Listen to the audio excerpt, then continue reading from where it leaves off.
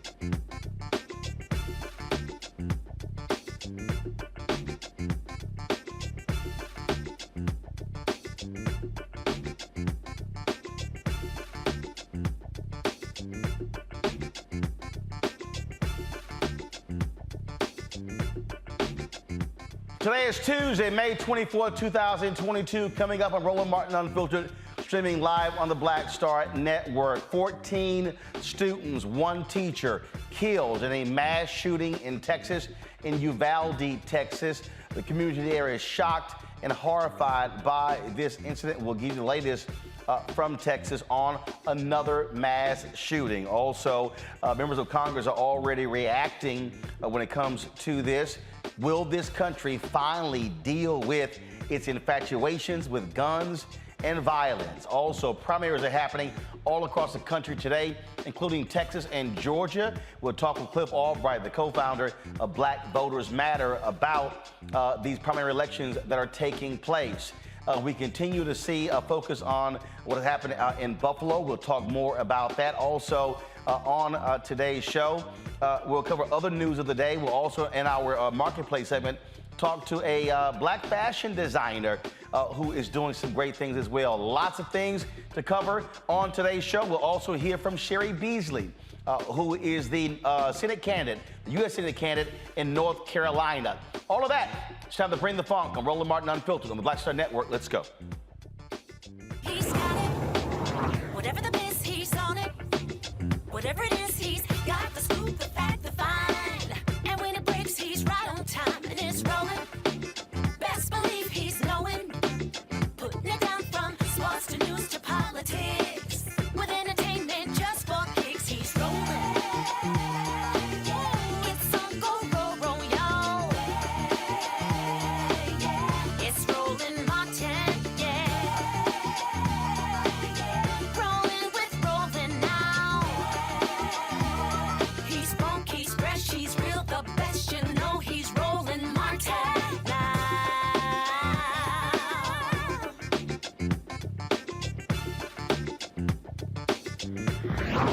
Martin.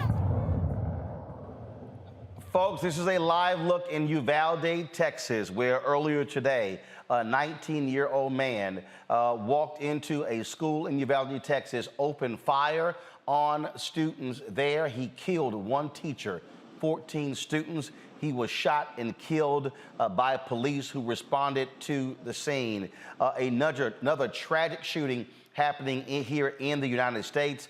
Our children are not safe at all, even when it comes to sitting in the classroom. Here is Texas Governor Greg Abbott at a news conference sharing details about what happened today. The shooter was Salvador Romas, an 18-year-old male who resided in Uvalde. It's believed that he abandoned his vehicle and entered into the Robb Elementary School in Uvalde with a handgun, and he may have also had a rifle, but that is not yet confirmed according to my most recent report. He shot and killed horrifically, incomprehensibly, 14 students and killed a teacher. Mr. Romas, the shooter, he himself is deceased and is believed that responding officers killed him. Well, I'm kind of quite, it's interesting that Texas Governor Greg Abbott would call this incomprehensible, considering we have seen this happen over and over in this country. We can talk about, of course, years ago, Columbine, 10 years ago, Sandy Hook, where 20 kids were shot and killed, Parkland in Florida, Santa Fe, Texas, about 4 years ago, where students were killed there, mass shooting in El Paso, Texas, mass shooting in Sutherland, Texas. These things have been happening all across this country. In fact, since the mass shooting in Sandy Hook, where those 20 kids were killed, there have been 3,500 mass shootings in the United States. Senator Chris Murphy was on the floor of the U.S. Senate, and he, at one point, he kneels down and says to his GOP colleagues, when are y'all going to do something about this? There are 14 kids dead in an elementary school in Texas right now.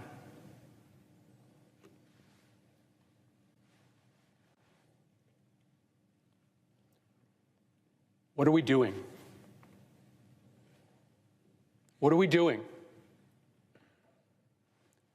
Just days after a shooter walked into a grocery store to gun down African-American patrons, we have another Sandy Hook on our hands. What are we doing? There have been more mass shootings than days in the year. Our kids are living in fear every single time they set foot in a classroom because they think they're going to be next. What are we doing? Why do you spend all this time running for the United States Senate? Why do you go through all the hassle of getting this job, of putting yourself in a position of authority, if your answer is that as this slaughter increases, as our kids run for their lives, we do nothing, what are we doing? Why are you here? Folks, not only that, just to understand again, this infatuation with guns in this country, this is a tweet that Texas Governor Greg Abbott sent out in 2015. Yeah, this is what he put. I'm embarrassed. Texas #2 in the nation for new gun purchases behind California. Let's pick up the pace, Texans NRA. Again, look at the date there. That was on October 28th, 2015. Folks, tell that to these people right here.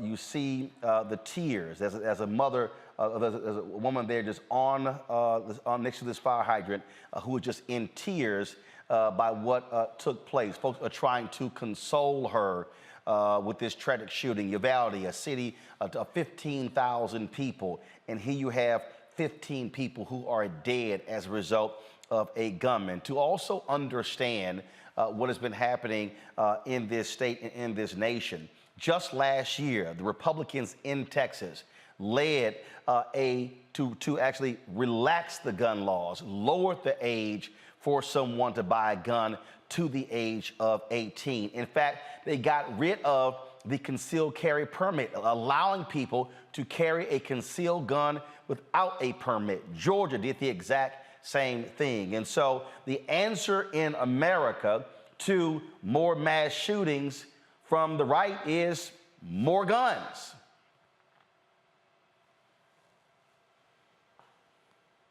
Tell her that.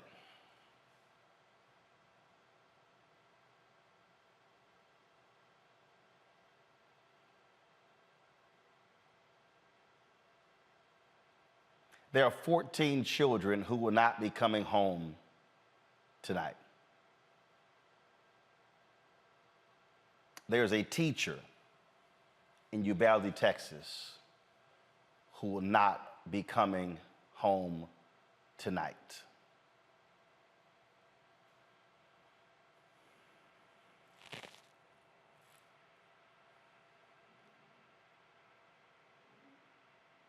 And all we keep hearing from elected officials is thoughts and prayers. Earlier today, Brian Tyler Cohen sent this tweet out.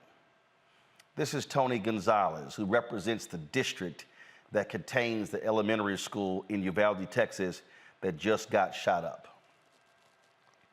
This is a tweet that he sent out.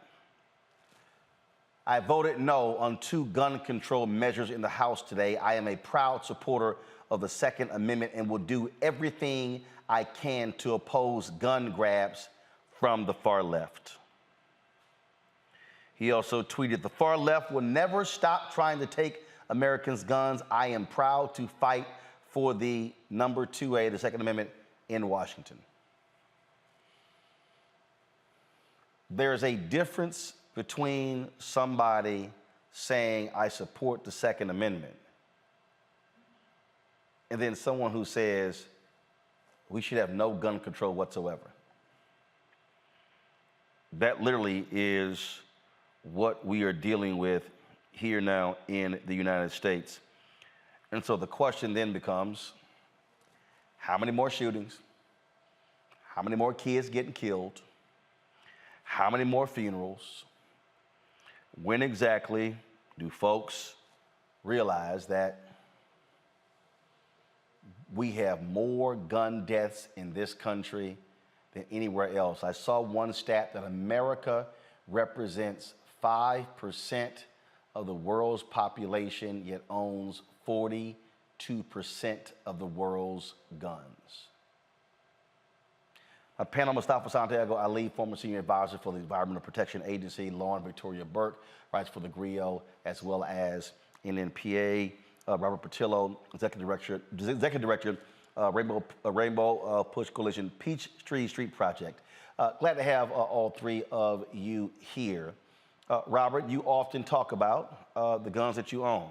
But the point that I said earlier, there's a difference between folks who support the Second Amendment, but who also understand that you have to have some controls in the country when it comes to guns, and then those who say, what the hell, it's a free-for-all.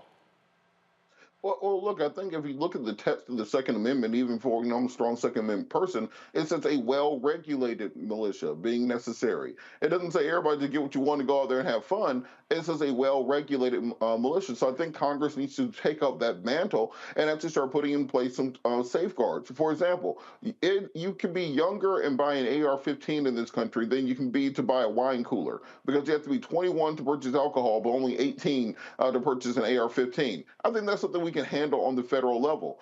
In order to get your driver's license or your permit to be able to drive, you have to take a safety class. Well-regulated militia. I think that's completely reasonable to require a training and safety class when someone purchases a firearm.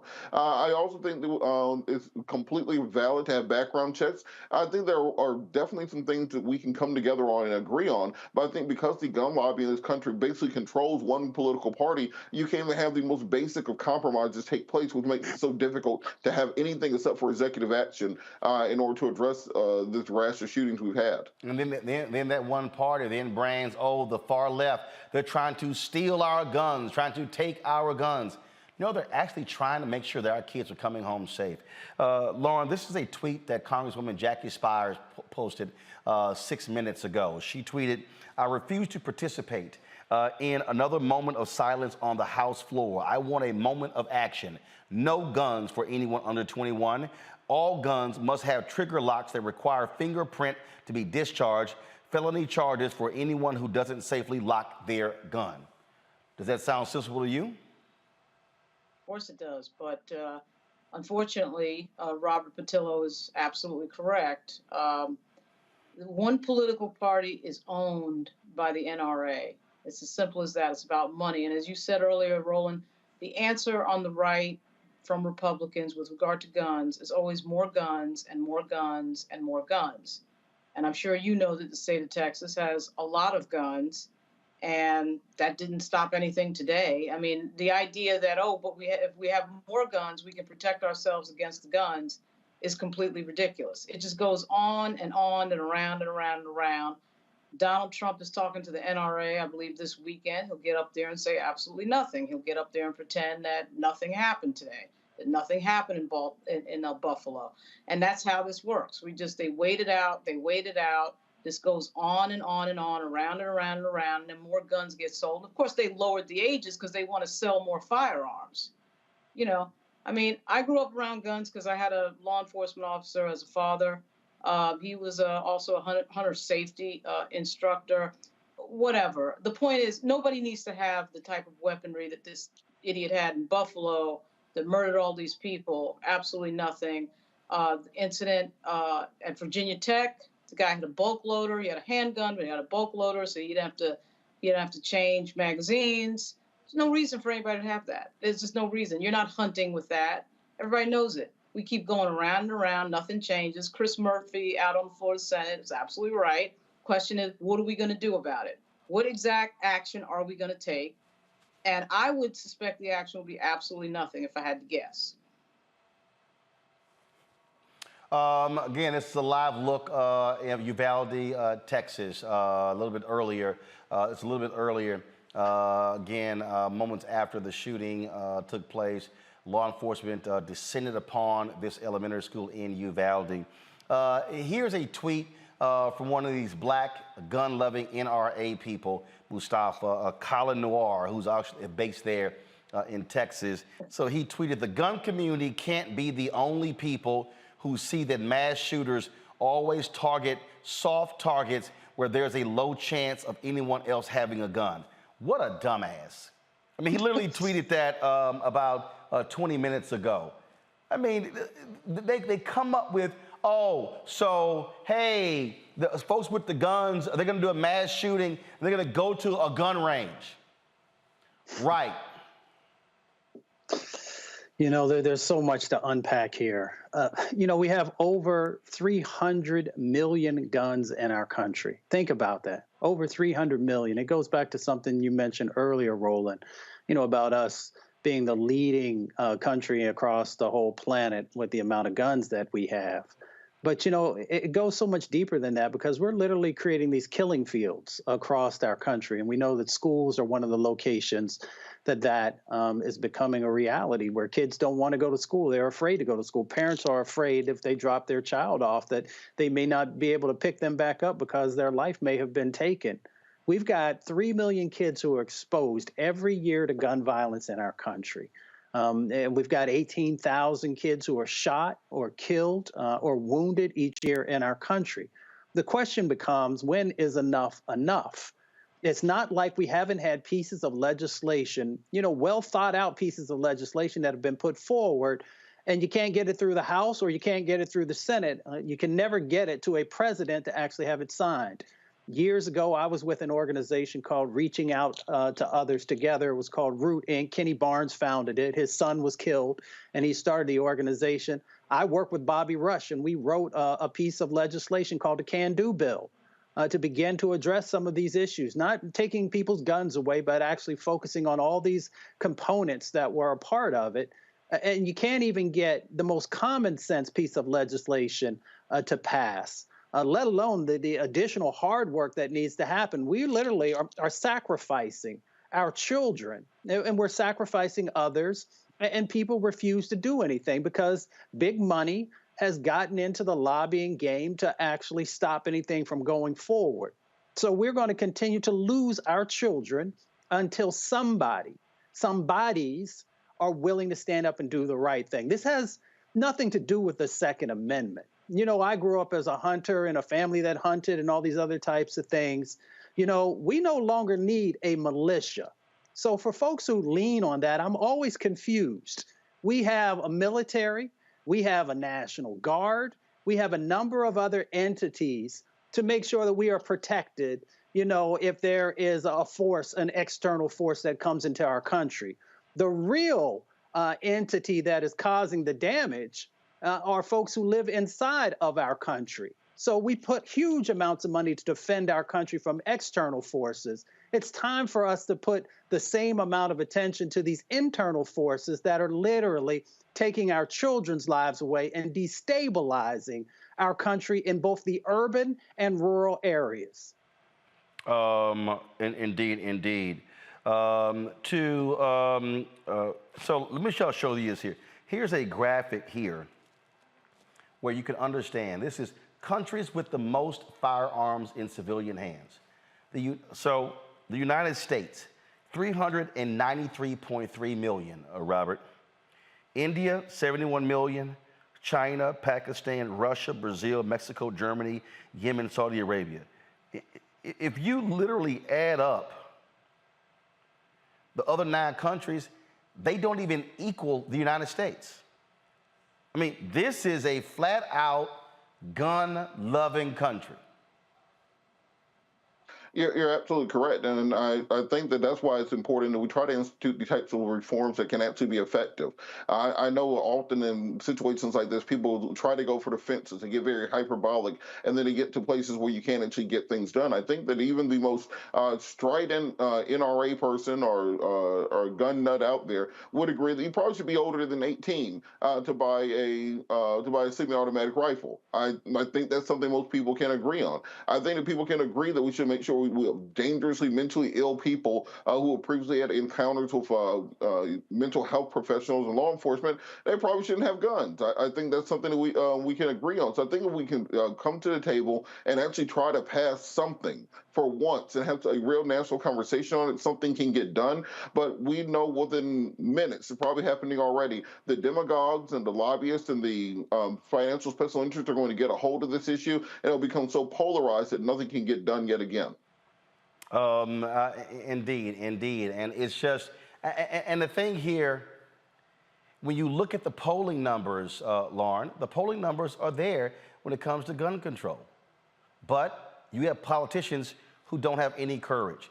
And I'm sorry, the only way this changes is for those people who keep voting Republican to vote those people out to get their attention.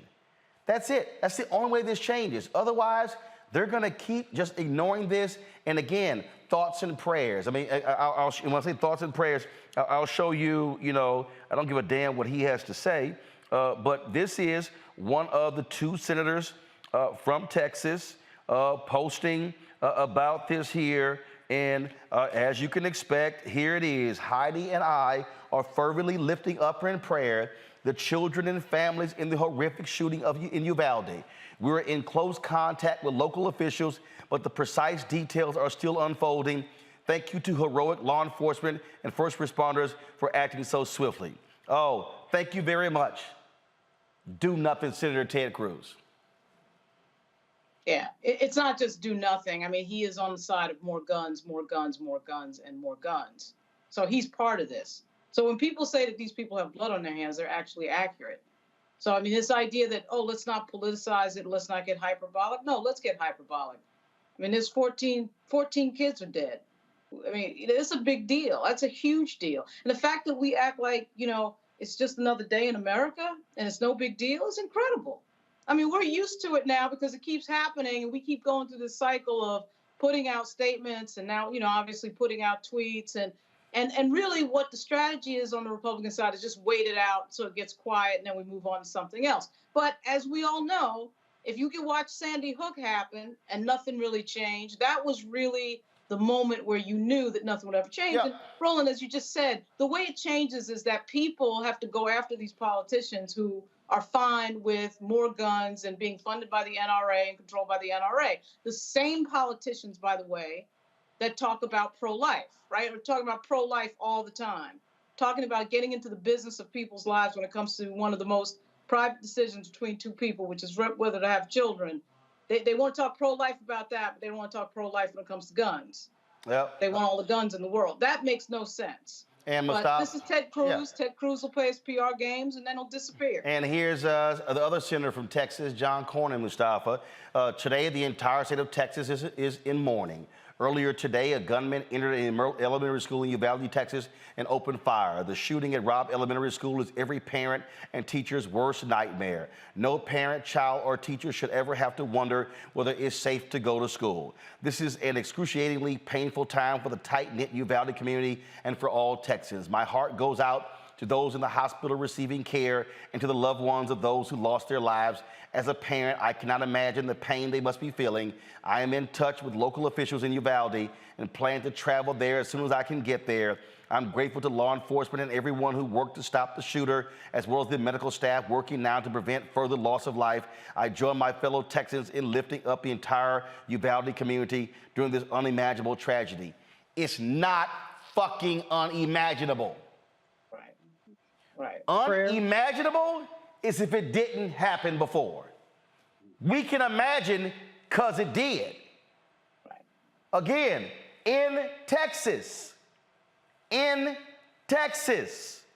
you had, and I'll show you the links. So this is what is unimaginable. No, we can imagine it because we've seen it. It ain't new. You're talking about right here, El Paso, Texas. Here's right here, y'all. Boom. 2 years after Walmart mass shooting, El Paso leaders see inaction and betrayal by Texas officials. Yep. Y'all remember that? Guy walked into a Walmart, shot 23 people, he killed 23 people, left dozens more injured. Oh, I'm not done. I'm not done. Santa Fe, Texas, not far from Houston. 2018, mass shooting, 10 killed in Santa Fe. Unimaginable? Unimaginable? Unimaginable, Senator Cornyn? That happened in Texas. Last one. Oh, what about Sutherland, Texas? In 2017, a church there in Sutherland. Yep, guy walked in, shut up the joints. He killed 26 Injured 22 in 2017. But John Cornyn says unimaginable. I mean, I just don't know what world he lives in. If you've got close to 400 million guns in a country, what do you think is going to happen? If you have no laws on the book, what do you think is going to happen?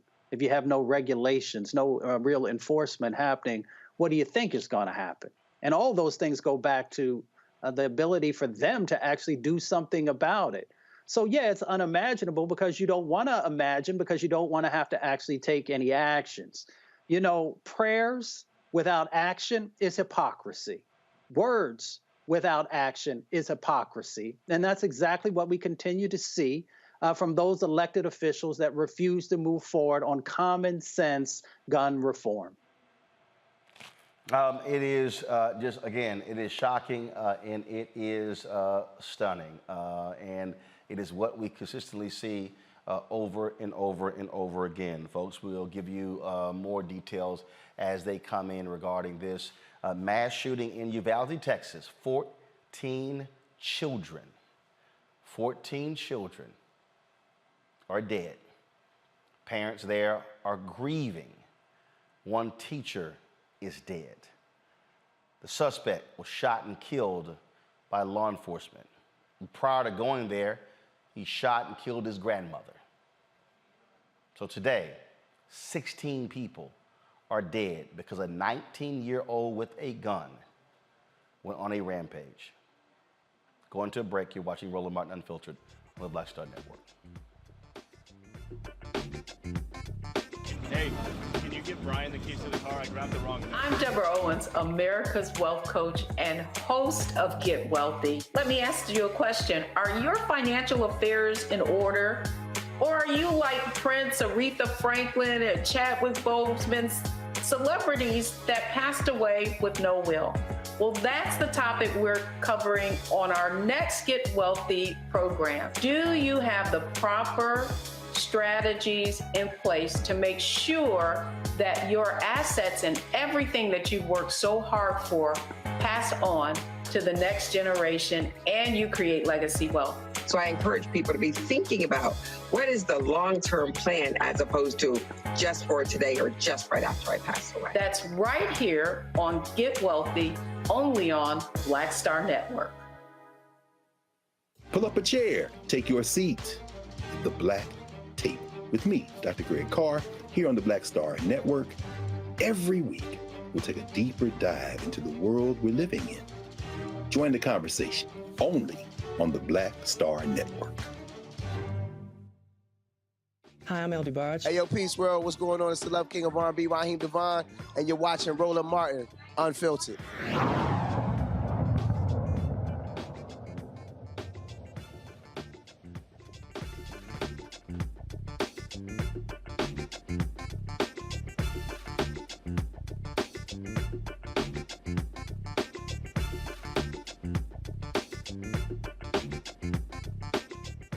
Folks, around the country, voters went to the polls today for runoff elections in Texas, primaries in other states like Georgia. Of course, we are in the middle of the election season, a number of local, state, and national races. And so in Georgia, people are looking at the governor's race, where you have Brian Kemp, the incumbent, who is running against former U.S. Senator David Perdue, backed by Donald Trump. You also, of course, have Herschel Walker, who's trying to get the Republican nomination to face U.S. Senator Raphael Warnock. On the Democratic side, Stacey Abrams is running unopposed, setting up a potential rematch with her and Kemp, where they opposed each other in 2018. So we're looking at all of those races. As I said, runoff races happening in Texas. You also have campaigns happening in Alabama. Let's talk about both with Cliff Albright, co-founder of Black Voters Matter. From Atlanta, Melanie Campbell, the president and CEO of the National Coalition on Black Civic Participation here in D.C. Glad to have both of you. There's so many different issues that are on the table. We already see, Cliff and Melanie, the focus on the impending decision by the Supreme Court regarding Roe v. Wade, but also voter suppression.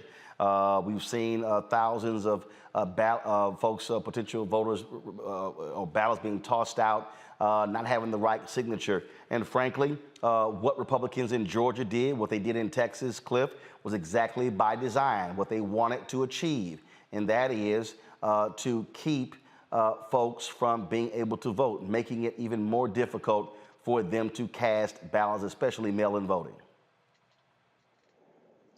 Yeah, no, you're absolutely right, Roland. You know, and we saw that in Texas. We saw that in Georgia, you know, last election cycle. You know, we've actually been through one election cycle here in Georgia with the voter suppression law in place. And we saw what happened during the 2021 elections, which were, you know, largely local elections, what some people call an off year. But still, we saw what the blueprint is, or at least part of it. We know that it's going to get worse this year, particularly when we get to November. But what we have seen, even on today's election day, now mind you, today's not going to be the worst of the voter suppression, right? Because this is the primary day. They're dealing with their battles over in their primary. But what we have seen is that we've seen the Secretary of State's office, that same Secretary of State, Raffensperger, that you had mainstream media trying to act like was some kind of profiling courage.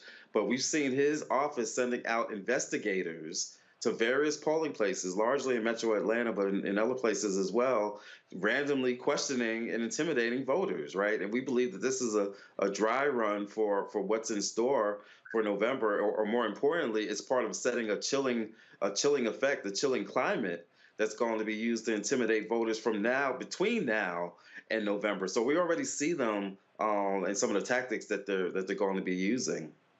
No, absolutely, Melanie. And the bottom line is, to Cliff's point, they are running people for Secretary of State, for Attorney General, who believe Trump's big lie.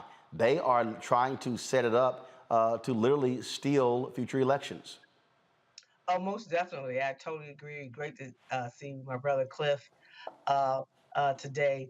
And in Georgia, you know, one of the narratives I think that's really important, and we all been pushing back on, is, oh, well, I guess people are showing up, so there must not be any voter suppression. Cliff just laid it out. Oh, yes, it is. And then things like polling places open late, and people having to wait and see if they can leave the polling places open longer.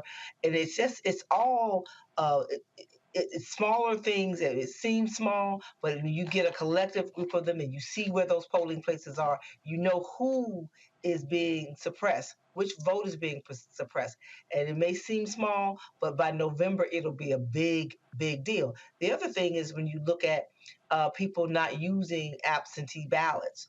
And so you say, well, why is that? Because all of the new rules and laws in Georgia, as an example, where it makes it harder for people to use absentee. We're still in a pandemic. So there's still the concern about folks being able to have access to the ballot in ways that will address those kinds of things. So I'm concerned that there's a narrative afoot that says, oh, we really don't need voting rights protections because, look, nothing's really happening. So it's like, bait and switch. But come November, we'll see the real impact. And so we have to be ready for that. People are paying attention. Yeah, we're voting, but there are votes that are going to be left on the table because of some of those things that, in a cumulative effect, is what we've all been fighting about. There was a tweet I saw yesterday, Cliff. There was a voting rights lawyer who said he followed all the directions and even he missed a step. That's right. He's a part of the Lawyers Committee's lawsuit against voting rights. He said, I am a lawyer. This is literally what I do, voting rights. He said, I methodically went through everything and I missed one step. He said, and my ballot was rejected.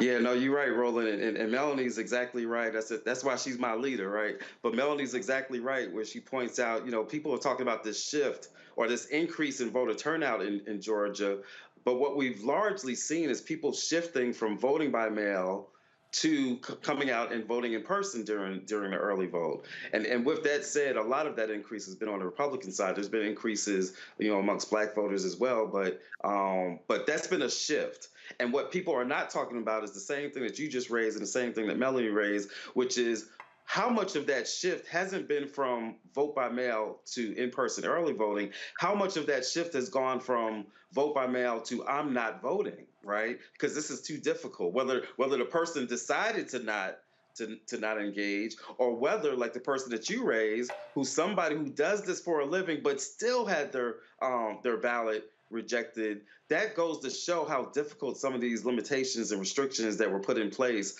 by SB 202, the voter suppression bill here in Georgia.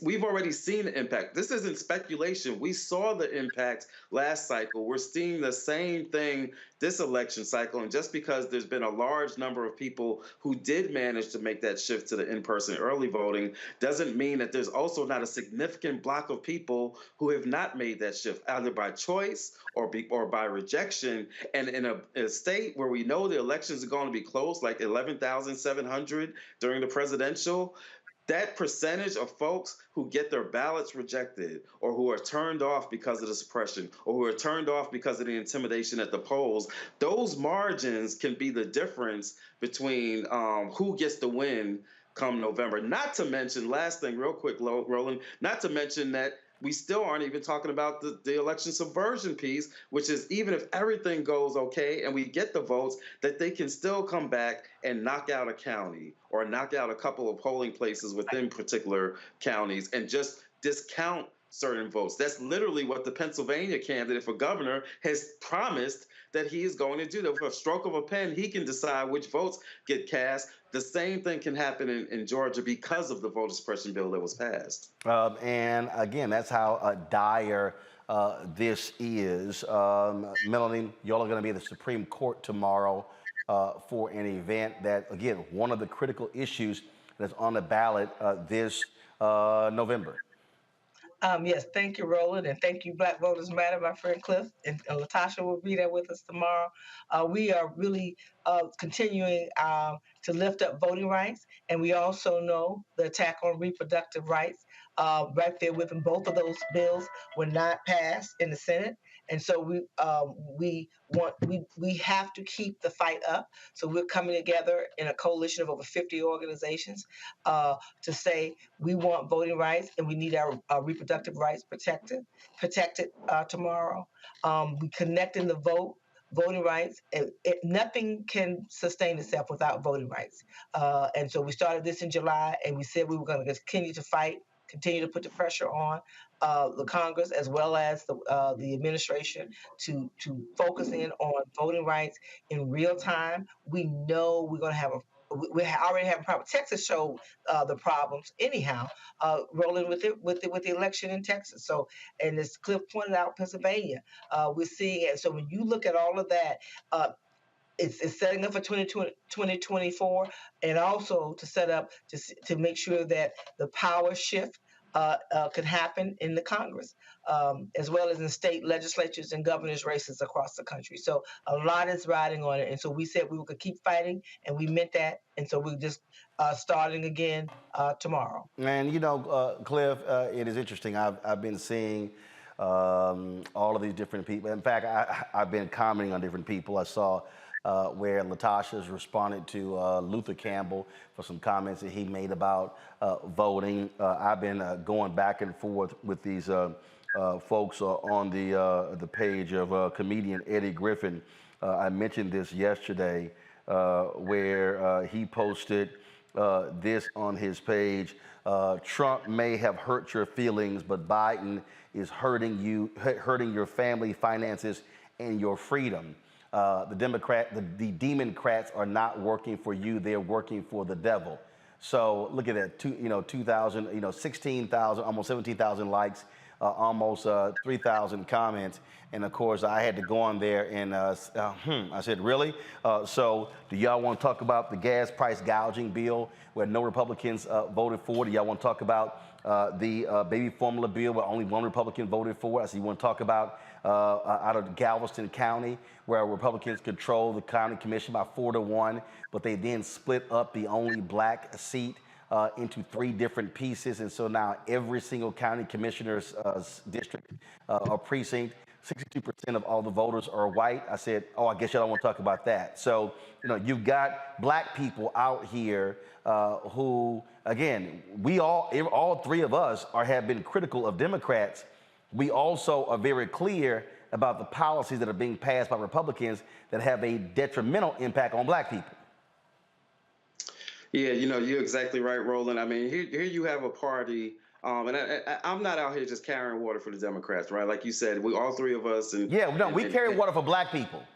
that's right, exactly. That's the point. We carry water for black folks, and whoever it is that's pushing policies that are going to benefit our community, then we can be for that. At the end of the day, you can't say that you're about about honoring life and supporting children, but then you vote against formula for babies. You can't say that you're for freedoms, but then when it comes to a woman's body, then all of a sudden you believe that you don't believe in small government anymore. You believe that the government can play a role in what choices women make. And speaking of which, we got to take this issue, and I'm glad you and Melanie talked about the demonstration going on tomorrow in regards to voting rights and reproductive justice and abortion rights. You got politicians out here talking about, maternal mortality ain't bad as long as you discount the black women. Like, is that where we at now? Were we going to be okay with Eddie Griffin? Were we going to be okay with these folks literally trying to discount the death of black women, of black mamas, of black sisters, of black aunties? And I know that black women are taking this issue serious, but I really need some more brothers to really get involved in this battle. Like, you can't have this issue of abortion rights, and it's going to be black women that are going to be hurt disproportionately. Not going to be, it's happening right now in places like Mississippi and other places, because white women and women of certain wealth, they'll be able to travel, right? I mean, I don't wish it on them either, but they have more options. But many in our community aren't going to have those same options. And when it gets criminalized, we know what happens when they criminalize anything, whether it's weed or abortions or whatever it is, or voting. It's going to be used disproportionately against black women, against our families, against our communities. This is not just an issue that black women need to be motivated around. We need brothers to be just as motivated, and to recognize that you got one group that is anti our lives, that literally said the quiet part out loud, that they can literally discount our loss of life. And then we got some other folks that are, at least in some regards, trying to defend that and do something about that.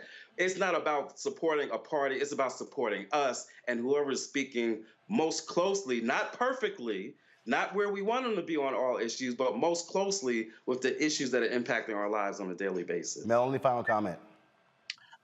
Yes, and at the end of the day, when they come for your rights and they come for you, they come for me, they're coming for you next. And that's why it's important. We have sisters tomorrow, Roland, that are on the front lines, Sister Song, and many others who are leading the reproductive justice movement, reproductive rights movement, and us bringing together civil rights organizations, women's organizations. Folks, show up. We have to show up. We have to keep the heat on and connect the dots to why this election is so very, very important. As we struggle with our daily issues that are going on in our community.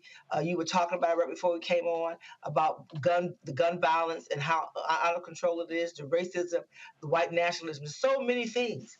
But at the end of the day, if we lose the right to control who gets elected, who speaks for us, who fights for us, we have to continue that fight, and we have to join together in coalition. So thank you for the opportunity to talk about it tonight.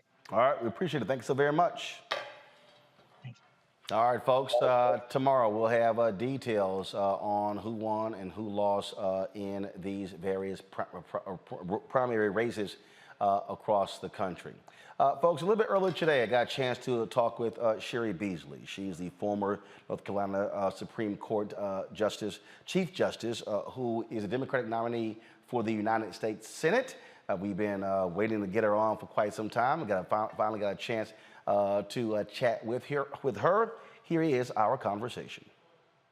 All right, Cheri Beasley, finally got you on the show. I've been waiting to talk to you for quite some time, so let's not waste any time. Let's get right into it. You lost your race for Supreme Court Justice in North Carolina in 2020 by 400 votes. What did you learn in that race that is helping you when it comes to now running for the United States Senate? What are you focused on? Roland, thanks so much for having me. I was running for the office of Chief Justice, and in North Carolina, judges are elected statewide in contested races. And with 5.5 million votes cast, I fell short by 401 votes, but performed well in rural communities and urban communities and outperformed almost every statewide elected official other than the governor. I'm really excited about this race, and it is awesome to be the Democratic nominee.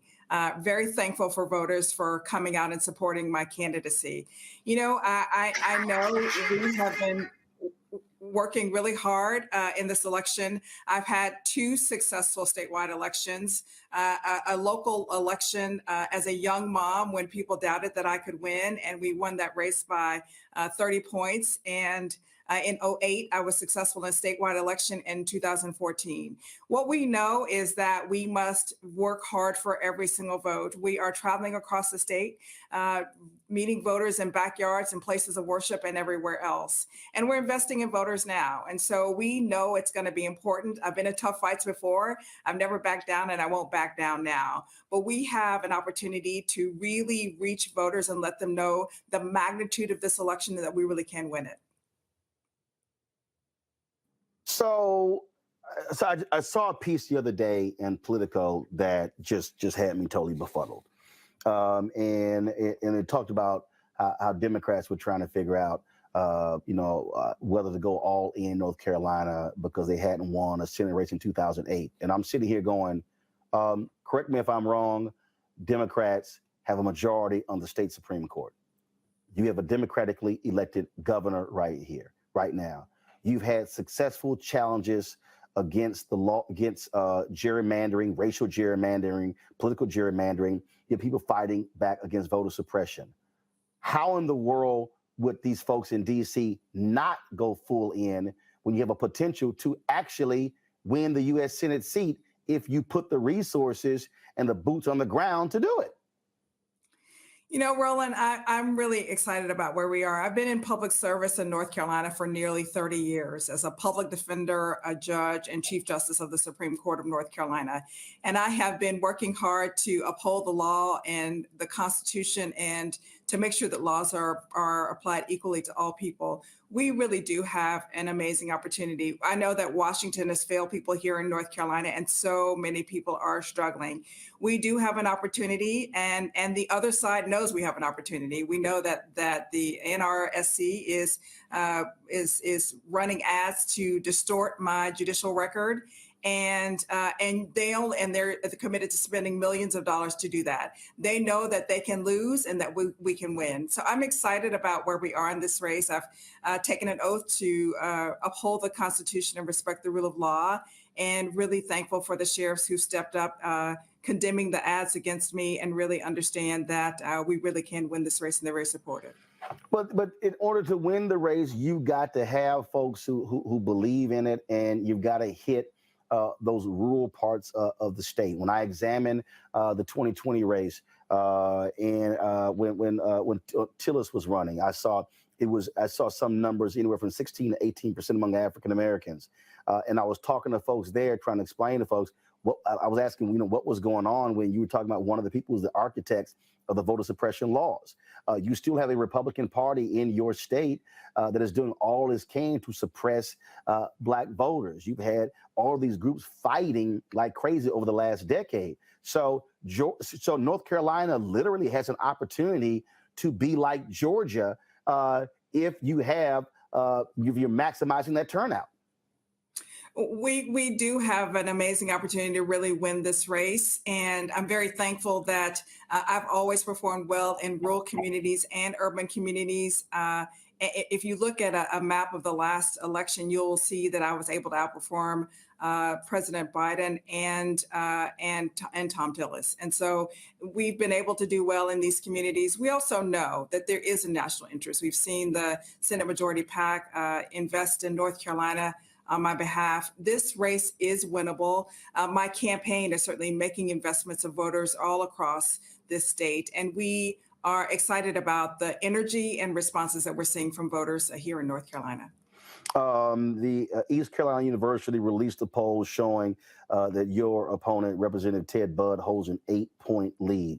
When it comes to the issues, how are you going to differentiate yourself?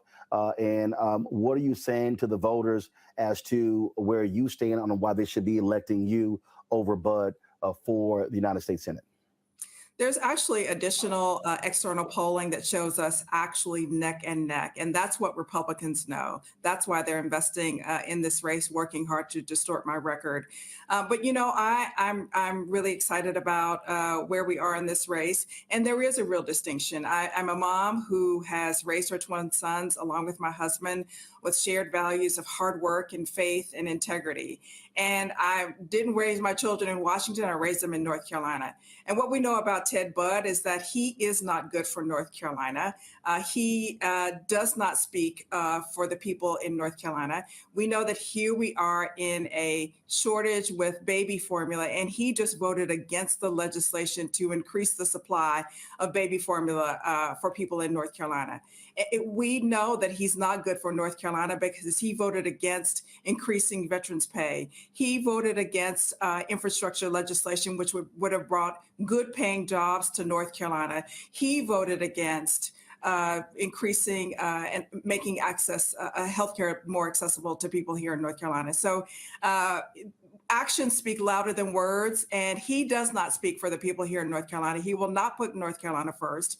He will put special interests first. We need somebody in the Senate who's going to fight hard for the people of the state, and that's exactly why I'm running. And when we look at, I mean, obviously, you've been focused on even the issue once the Supreme Court rules on Roe v. Wade and that particular issue and how it affects voters there in North Carolina. You know, I'm a former judge for 22 years and Chief Justice of the Supreme Court, and Roe told us that a woman's right to privacy to make her own reproductive health choices are grounded in the 14th Amendment and other constitutional amendments, and really without government interference. And so to roll back constitutional rights granted by Roe is disheartening. In fact, there's never been a time. We've seen certainly over the course of history that rights are granted, but the fact that they've been rolled back is deeply disturbing. We know that my opponent, Ted Budd, is open to absolute ban for abortion, even in the instance of rape, incest, or risk to health of a mother. That's just absolutely unacceptable. People and women in North Carolina know and remember a time before Roe.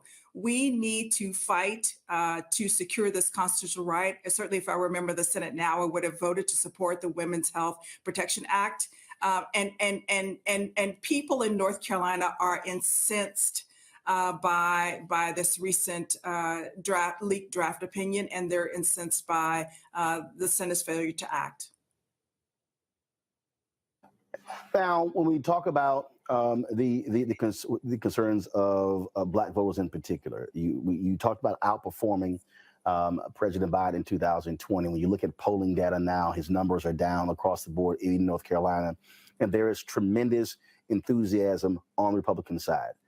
What are you doing to speak to that, to address that enthusiasm issues, to get Democratic voters, to independent voters, to get young voters, to get African-American voters to understand that sitting this election out is not an option? If you're upset about the George Floyd Justice Act not being passed, well, of course, tomorrow is the second anniversary of George Floyd's death. If you're upset about voter suppression laws not being passed, well, if Democrats expand their majority in the United States Senate, you can actually overcome the obstacles put in place by Senator Joe Manchin and Senator Kyrsten Sinema. You know, I think people really do get it. We are seeing excitement among Democrats, independents, and Republicans about my candidacy.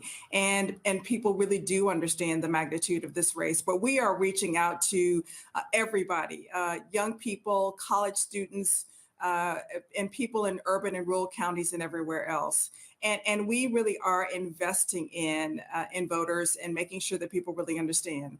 I think the other piece of that is, you know, it matters that you have a candidate who cares, who's a mother who's raising children in North Carolina, who is invested in North Carolina, who's been in service to the people of North Carolina for nearly 30 years. It matters. There's a real opportunity to excite voters in a way that we've not had for quite some time, frankly, since President Obama ran and did well in North Carolina. So we are excited about working with people across the state, really energizing people and helping them to really see what's at stake, that our constitutional rights are at stake. And even with this leaked opinion, which is about the constitutional right to privacy, when you look at the language of this opinion, it really does make us all concerned that really civil rights are at stake. And people really must understand the magnitude of this election, the opportunity to expand the Democratic majority, but the opportunity to also have a senator who's going to commit to passing legislation that's really grounded in humanity and in justice. But here's what's strange to me. 10 Black people gunned down in a grocery store in Buffalo, New York. Last week, the House passes a bill to deal with domestic terrorism. One Republican voted for it, Congressman Adam Kinzinger of Illinois. Representative Ted Budd voted against that. We're talking about in the aftermath of 10 Black people being shot, and this man would not support a bill that would beef up federal efforts to deal with domestic terrorism and white supremacy?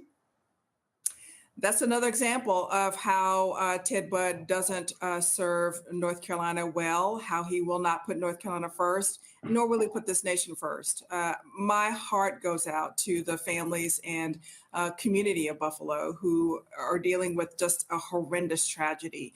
And we really must do more. And you're right, the people of North Carolina should have expected Ted Budd to support this legislation, and he didn't. He fell short. Again, one of the issues people are really concerned about voter suppression. Obviously, all these laws that are being passed. Your North Carolina legislature was right there with it as well. And so, we see ballots being thrown out, thousands of ballots in Texas, in Georgia, how they're being impacted. And so, what are you also doing on the voter education front to ensure that folks don't get caught up in this vortex of voter fraud, which is totally BS, and that their votes, their ballots are actually fully counted? Well, there's education around making sure that people understand how to cast a vote. There's also education around making sure that people understand that their precinct might have moved, particularly on college campuses, where on some of the campuses, there's now a line drawn through the campus, and where there was one precinct, there are now two.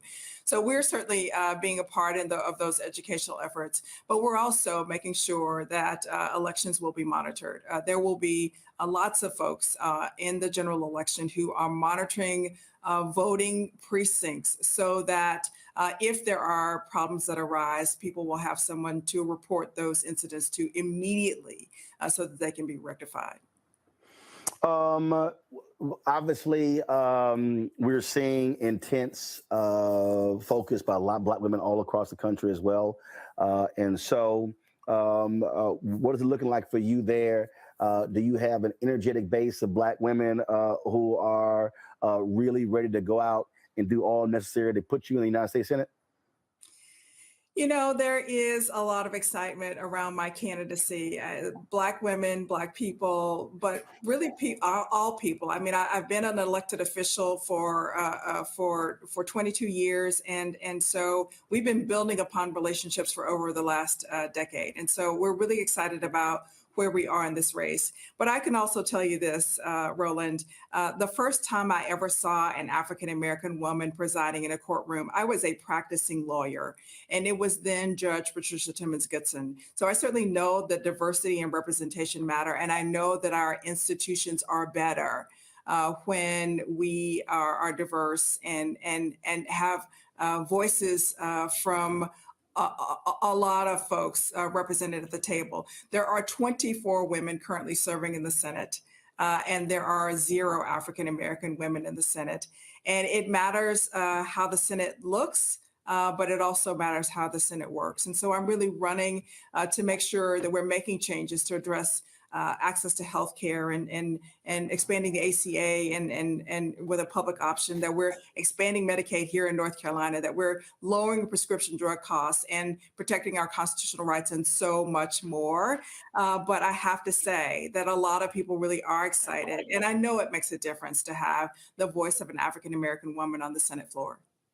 Last question on that point about expanding Medicaid. I talked to a few years ago with Reverend William Barber, and he talked about being at a parade, and he said, and a white man came up to him, he said, with a Confederate flag draped around his neck, with tears in his eyes, thanking him and NAACP for fighting to keep rural hospitals open. This is one of those issues where a lot of white voters, poor white voters, were initially resistant to Moral Mondays until they realized, wait a minute, the issues they're talking about impact us. And I actually met a group of white women who were in the hills of North Carolina who opened an NAACP chapter. And so that issue of closing rural hospitals has a direct impact on those voters. Is that one that also separates you and your opponent, Representative Butt? Well, it absolutely does. And we do know that so many people, because rural hospitals are closing, are traveling an hour and a half to give birth and other kinds of healthcare needs. And there's something deeply wrong with that. And so we know that access to healthcare is by cost, but it's also by proximity. I'm going to put North Carolina first. I think the other piece, too, that you just made the point is that so many of these issues really are not partisan. If you don't have clean air and clean water, doesn't matter whether you're Democrat or Republican. If you don't have access to good quality health care or to be able to get to a healthcare facility, it doesn't matter whether you're Democrat or Republican. If you've been gerrymandered and live in a rural community, it doesn't matter whether you're Democrat or Republican. And so many of these issues really do resonate, and people understand that these are issues and rights that people have here in this state that I'm going to fight for. And that does distinguish me between against Ted Butt, because he's not going to put North Carolina first. Well, I was there in 2020 talking to you and some other candidates who are running. So look forward to being on the road this summer and the fall as well, coming to North Carolina and some other states that we plan on hitting. And so look forward to seeing you out there on the campaign trail. I appreciate you, Roland. Thanks so much. Thanks a bunch. Good luck. Thank you. All right, so I'm trying to understand, Lauren, what the hell are Democrats thinking about not fighting hard to try to win in North Carolina? We saw what happened in Georgia. Ain't like Democrats got a shot at winning a U.S. Senate seat in Alabama or Mississippi or Tennessee or Arkansas or South Carolina. And so I would think they should be saying we're going to go all in to try to win North Carolina. Well, that's what you would be thinking. But of course, you know, when it comes to candidates, particularly candidates of color, they seem to be sort of lackadaisical about it, which they can't afford to be. I mean, these next two cycles are probably for all the marbles, quite frankly. And I'm not sure why the Democratic Party doesn't completely and fully understand that. So not only the North Carolina race, but so many others, they really need to go all in like they've never gone all in before. I mean, if you're not doing it now, when are you doing it? We're having open discussions about our democracy being at stake. The Capitol was attacked last year. I mean, when do you become urgent if you're not urgent now? So this race, though, to me, North Carolina being a closer state, certainly not a full-on red state, and a state that has shown that it can elect a Democrat statewide, one would think that they would be more energized about a state like North Carolina. So I'm very confused by that statement. It's going to be really interesting to see exactly how much the Democrats invest in North Carolina. I'm not sure why this would be even a discussion with a 50-50 Senate. You know, it is nonsensical, Robert, for any of these folks in Washington, D.C., who are Democrats, to not think you don't fight for North Carolina. First of all, the activists on the ground have fought for a very long time to fight those voter suppression laws, and that's why they've seen some success. The reality is they can win in North Carolina, but you got to run hard in order to win in North Carolina, and you've got to commit the resources to a Cheri Beasley to actually do it.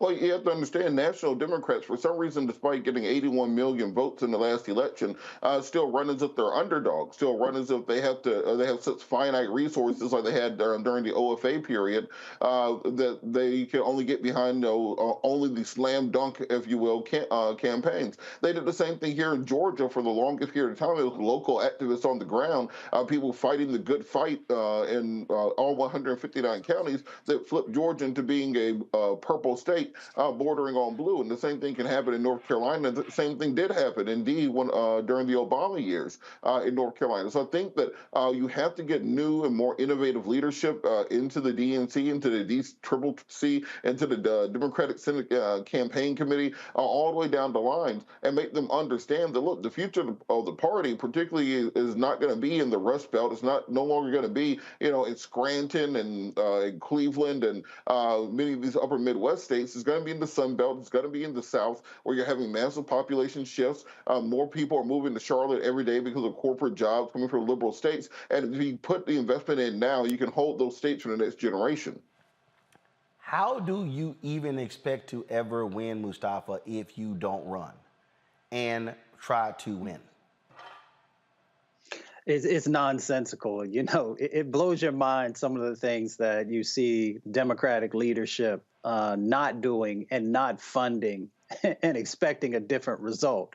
We know that Black women are the heart of the Democratic ticket. And if we know that, then protect the heart. And when you don't do that, it just makes absolutely no sense. North Carolina is very much in play. You have an extremely strong candidate. You should be pumping resources into the state of North Carolina to make sure that she has the ability, has the capacity to be able to win. And if you're not doing that, you're also sending a message across the country to other Black candidates in particular, but candidates of color, that, folks are not going to support you at the same level that they would, unfortunately, a white man. So you need to win Virginia. You need to win North Carolina. And you actually have a chance of winning Georgia also in a number of important seats. So get your act together, make the investments that are necessary, and it will yield positive results. Simple as that. All right, folks, got to go to a break. Hey, if you're on YouTube or Facebook, hit the like button. We should easily be about more than 1,000. Look, almost 3,000 of y'all watching right now. In fact, we've got 3,000 folks watching our live show, and then we have almost 1,000 people watching our live stream coming out of Uvalde. So please hit the like button and hit the share button as well. If y'all want to support us in what we do, please download the Black Star Network app. We're available on all platforms: Apple phone, Android phone, Apple TV, Android TV, Roku, Amazon Fire TV, Xbox One, Samsung Smart TV. And your dollars make it possible for us to be able to cover the stories that absolutely matter. So please do so by joining our Bring the Funk fan club. Our goal is to get 20,000 of our fans on an annual basis to contribute an average of $50 each. That's $4.19 a month. That's 13 cents a day. You can do so by hitting P.O. Box 57196, Washington, D.C. 20037.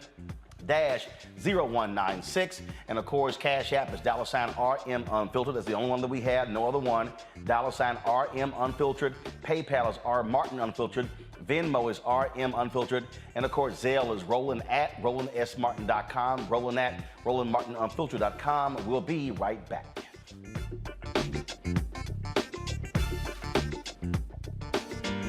He brought his own sound. So when you have an artist that creates his own sound, like Earth, Wind & Fire, Stevie, they come in, the Beatles, they create their own sound. He kept reinventing himself. He wasn't afraid to change instrumentations or not use drums or not use bass or use the Linn machine or use real drums or use, pots and pans. It didn't matter. It's just like he wasn't afraid to.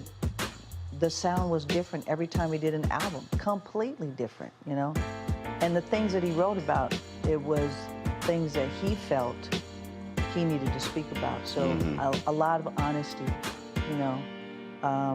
whether he would admit to it or not, there was a lot of honesty and a lot of things that were real to him. When he gave, I think, for me, he is my number one favorite guitar player in the world. He was. He played with, And especially, I loved times me playing drums with him, he and I playing together. When I played drums, it was a whole nother thing. And I just think that he reached people in a way as an artist that he reached you because he was, again, honest in a way that he said it a million times, but he wasn't trying to write the next Purple Rain. That was already what it was. Right. I can write that. That was that one time thing, Right. but it's never going to happen again. So why would I write that again? Then it's not special anymore.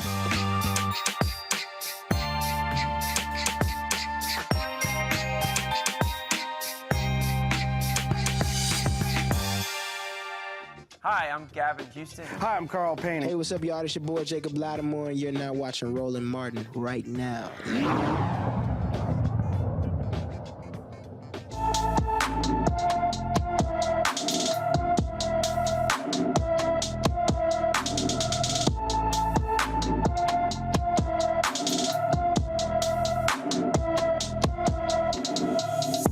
All right, y'all. Of course, our black and missing. Seth James Davenport has been missing from Cleveland, Ohio since May 14th. The 17-year-old is 6 feet 2 inches tall, weighs 170 pounds, with brown hair and brown eyes. He was last seen wearing a gray hooded sweatshirt and blue jeans. He left home without his medication and may need some medical attention. Anyone with information about Seth James Davenport should call the Cleveland, Ohio Police Department at 216-623-5262, 216-623-5262. Folks, you might recall when we had the family of a young man in Houston, Texas, who was shot and killed by police. They couldn't understand what happened to him, and they were demanding that the body cam footage actually be released. Well, that body cam footage has now been released, and if you want to understand how it's nonsensical, how police are operating out here, this is another example of what happens. This is the video, and we're just warning you, if you want to turn away, that's fine, please do so. But this is the video of Jalen Randle, okay? This took place a month ago. He was 29 years old, was shot and killed by police officers in Houston, Texas. They have finally released this body cam footage. If this is triggering for you or it's too graphic, please turn away. But again, if you want to see how these officers are behaving when somebody is running away, here's another example. On the 700 Josie, what's going on, Josie?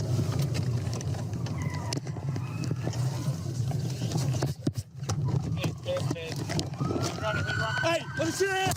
Oh, shit!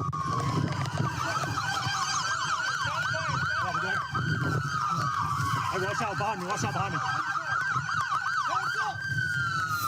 You good? I'm good. We're good. We got one driver, suspect being taken into custody right now.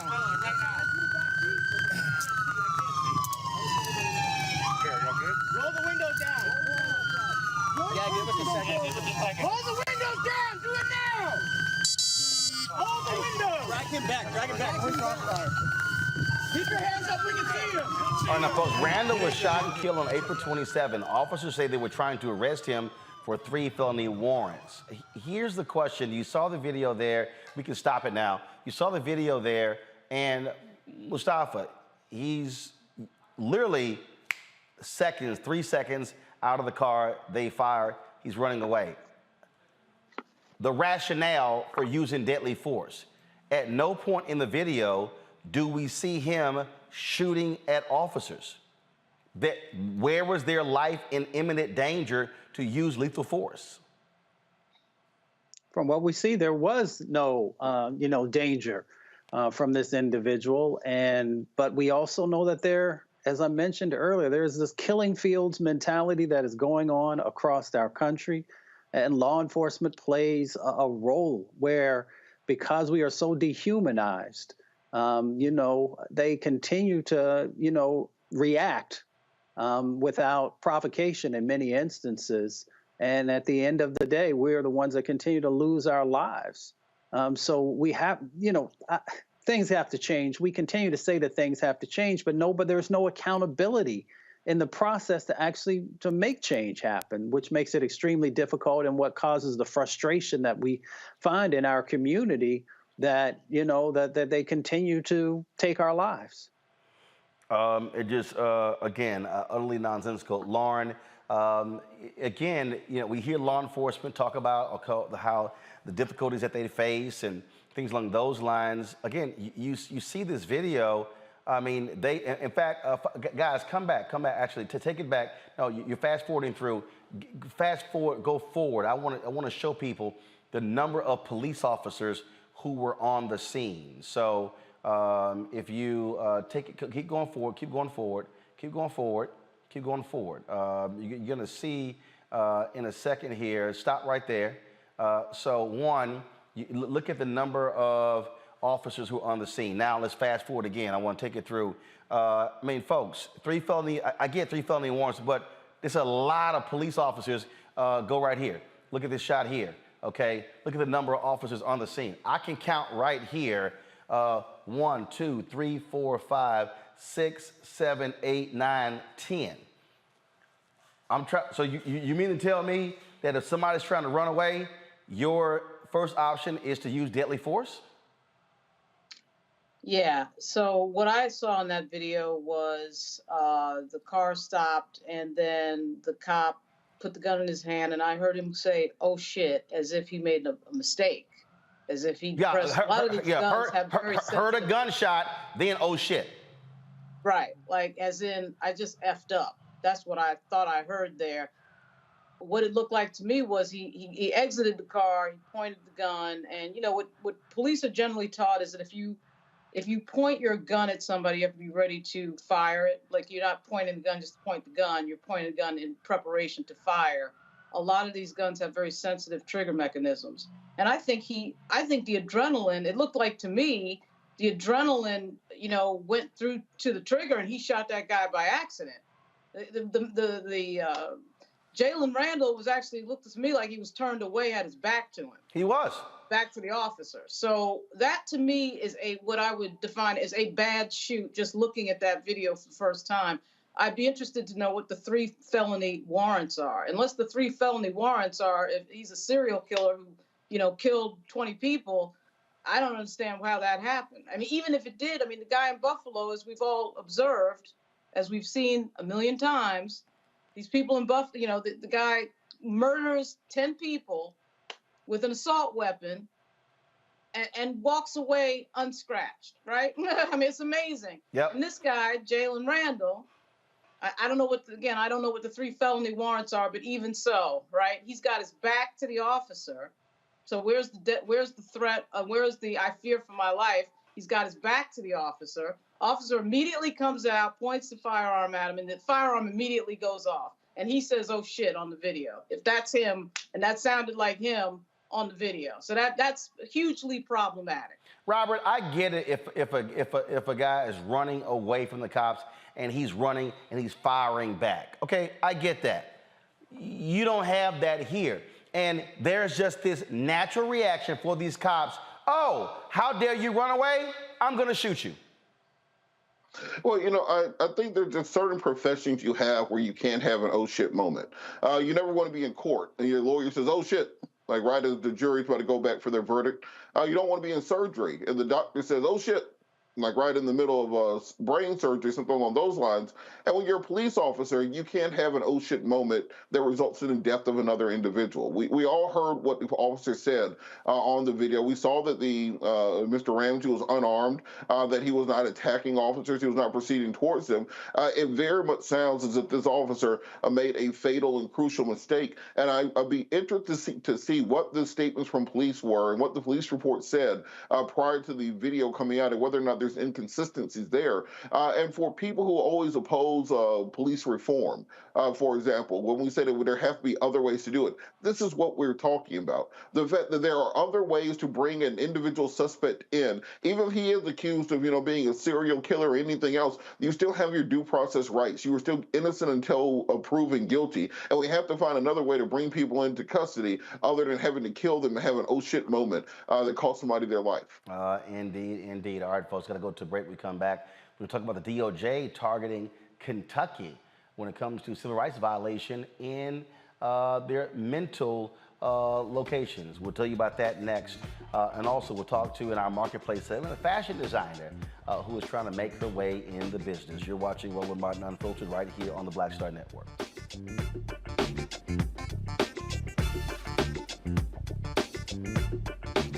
Next on A Balanced Life with me, Dr. Jackie, summertime when the living is easy, or is it? Summer vacations, class reunions, kids in summer camp, all fun, but stressful. You need to get into a summer mindset and have a plan. Oh yes, our panel gives us their favorite summer planning hacks. On a next A Balanced Life with Dr. Jackie here at Black Star Network.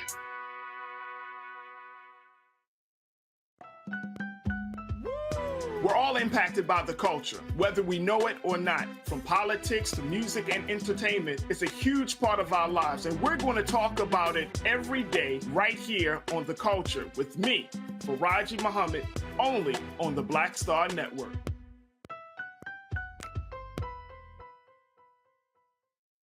Hey everybody, this is Sherry Shepherd. You're watching Roland Martin Unfiltered, and while he's doing Unfiltered, I'm practicing the wobble. Yes, I am. Because Roland Martin's the one, he will do it backwards, he will do it on the side. He messes everybody up when he gets into the wobble, because he doesn't know how to do it, so he does it backwards. And it just messes me up every single time. So I'm working on it. I got it. You got Roland Martin. Hi, my name is LaToya Luckett, and you're watching Roland Martin Unfiltered. What's going on, everybody? It's your boy Mac Wilds, and you are watching Roland Martin Unfiltered. What's up, y'all? It's Ryan Destiny, and you're watching Roland Martin Unfiltered. What up, Lana Well, and you are watching Roland Martin Unfiltered.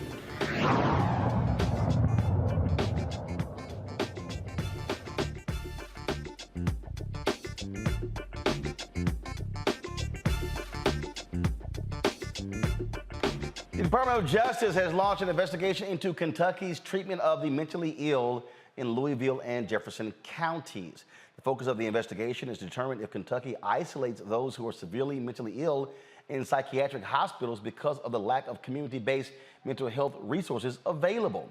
Assistant Attorney General Kristen Clark of the Justice Department Civil Rights Division says she wants to make sure those who have mental illness are not unnecessarily coming into contact with police. The DOJ is currently investigating the Louisville and Louisville Metro Police Department's patterns and practices, including their treatment of those experiencing mental health crises. A Georgia prosecutor will not prosecute Atlanta police officers for their interaction with two college students in May of 2020. The students were stunned with tasers and pulled from a car while sitting in traffic caused by protests over George Floyd's death. Monday, Cherokee Judicial Circuit District Attorney Samir Patel dismissed the warrants filed against the 6 officers involved. Patel released this statement. Not only was law enforcement acting within the scope of their legal authority in their actions to obtain compliance, their actions were also largely consistent with the Atlanta Police Department's own use of force policy. The DA added that he could not find probable cause to prosecute the officers involved for a crime under Georgia law. What, Robert, what the hell? I mean, we all remember this video, and these 2 students were just shocked and stunned, and these cops just went ape shit, hitting them with tasers, yanking them out of the car, and they were like, what is going on?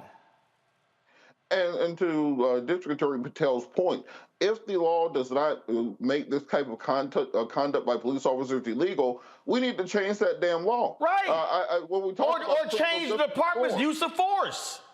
Exactly. When we talk about criminal justice reform, there's a lot of discussion about what goes on in Washington, D.C., what is Biden doing, what the Justice Department doing. No, this is a local election issue. This is what your state representative does. This is what your state senator does. So if it is not illegal in Georgia to tase people for no damn reason because you can't do your job as a police officer, that means that when the legislative session opens next year, that's the first thing that needs to be on the board, as well as working with the city council and the new mayor, and also to talk to the police department to find out how you can change those policies, because if it ain't illegal, it needs to be. You know, it was crazy. I mean, I remember this video so vividly. They were Morehouse and Spelman students. Again, they were yanked out of the car. Now, the video that we showed you was that's the body cam footage. Okay, so this is the body cam footage. Turn it up. Body cam video shows another officer hitting the car window with a baton. Open the window! Open it! Then police confront the passenger, Tanaya Pilgrim, who doesn't exit immediately because the car is moving. The video shows Officer Mark Gardner responding with his taser. It was a vicious act. The tasing, it went on for some time. The person you're hearing is the previous DA who was defeated. Now, come to my iPhone feed. Now again, that's from the body cam footage. This is from another angle, and you will see, and they're sitting here, and it's like he's sitting. First of all, you're driving. You're surrounded by cops. You're just trying to figure out what the hell is going on, and you're like, I don't know if I'm them. Lauren, I'm acting the same way. Like, what in the hell is going on? You're on mute. Can you hear me? Yeah, now we got you. Okay. I think the key phrase that you said out there was acting within the scope of their legal authority. Well, the question is, what is outside the scope of an officer's legal authority? I can't actually think of anything that's outside the scope of their legal authority. I mean, they in fact have a license to kill. They can use deadly force if they choose to use deadly force. You know, the scope of their legal authority, I have a feeling, is going to be pretty wide in that jurisdiction. So, as Robert Patillo, once again, very smartly said, I mean, you have to change the law. And, you know, it amazes me that we sit here, we watch these videos every night, like the one you had last night with a young lady, with a cop who got fired, I believe in Tennessee. You know, imagine what was going on previous to video. I mean, if they're doing this now and you know, they've got, of course, their body cameras are working. Nobody seems to care. You know, these cops are sort of comical to watch the fact that they don't seem to think that there's a problem with their own cameras running and that they're filming this. I mean, at least the dummy in Tennessee turned his camera off for some of it, right? But the key part was actually on camera. But it's amazing to me that they put this stuff on film and think nobody's going to have any reaction to it. So imagine what was going on without the cameras for the most of American history, of course. It's crazy. And again, part of the problem that we have here, Mustafa, is cops get to do whatever they want with impunity. James Baldwin said to be black and conscious in America is to be in a rage all the time.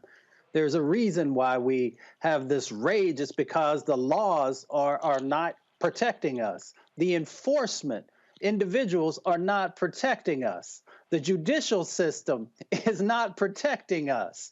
And until we change that dynamic, you know, we are going to continue to not only see these types of situations play out, but we're also going to see that, you know, folks are going to continue to not have any trust in the system, in law enforcement, or even in the fact that change can and should happen.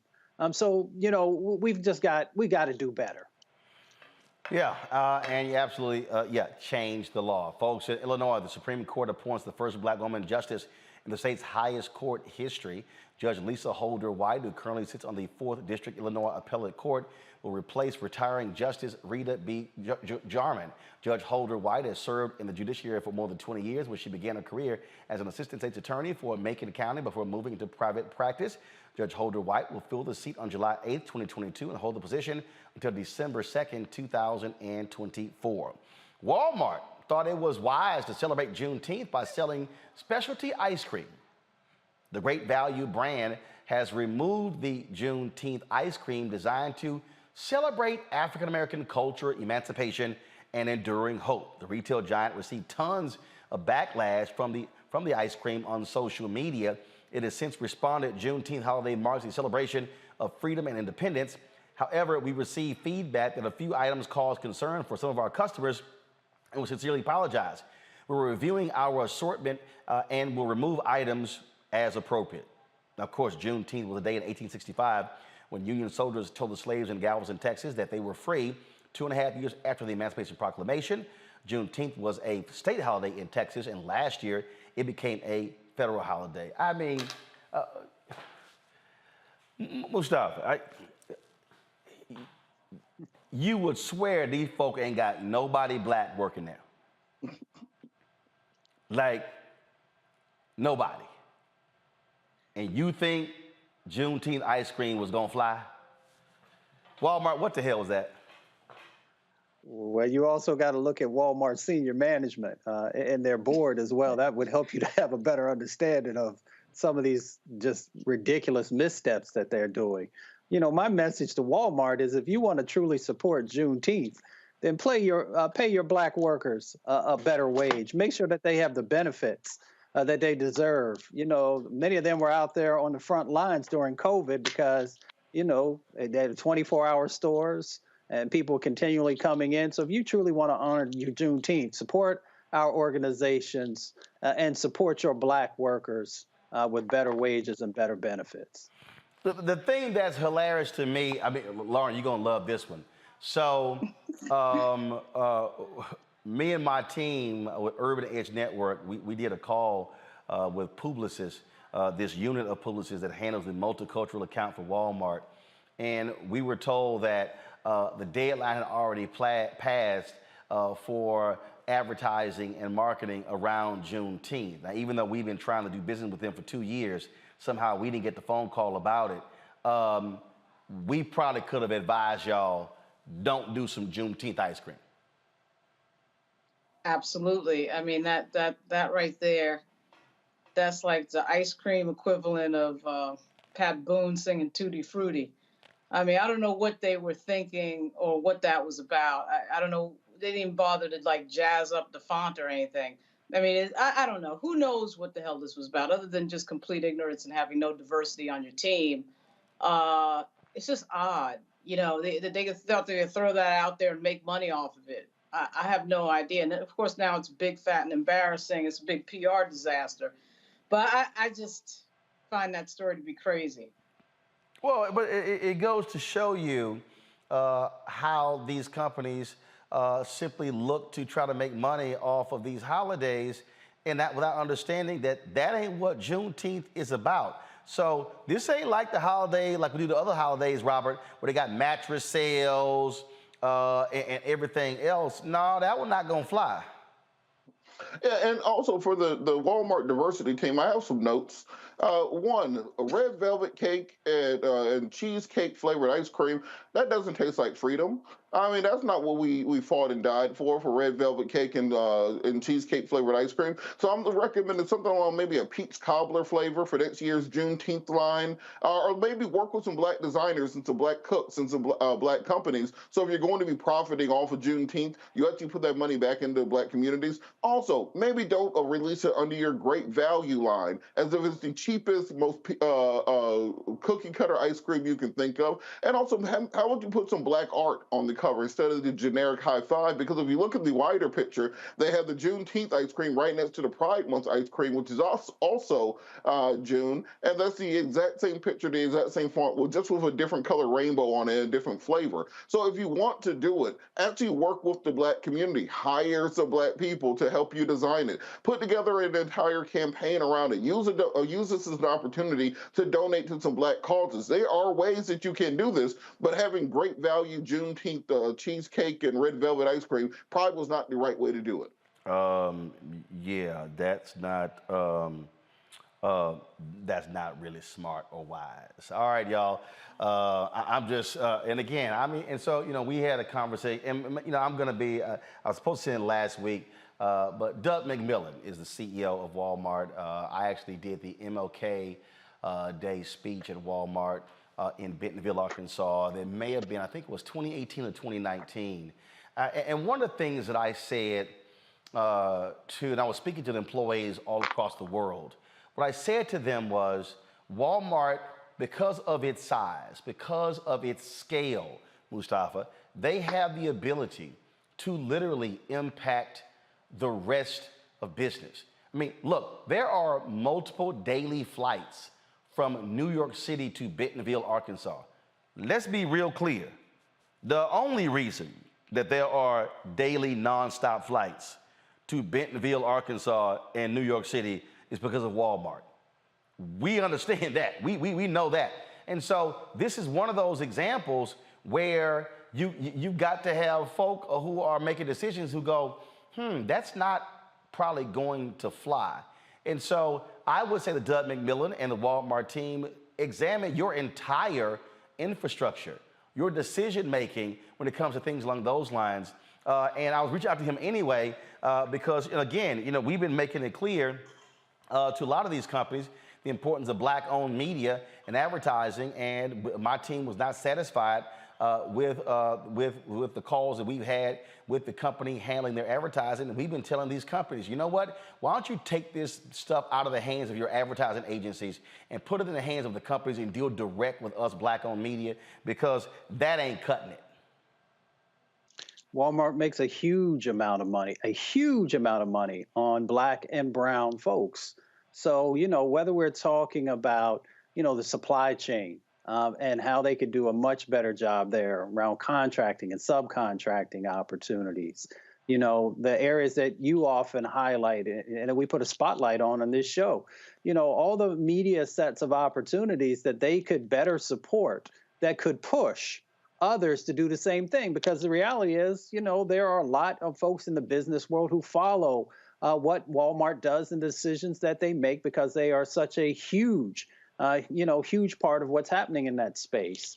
But once again, if you're not willing to take a hard look at yourself, if you're not willing to also bring in the voices and those who have the tools that are in place to actually make sure that you have a stronger and more authentic process, if you're not going to support Black media, then you're going to continue to have huge gaps, and you're going to continue to make, these mistakes that hurt your brand.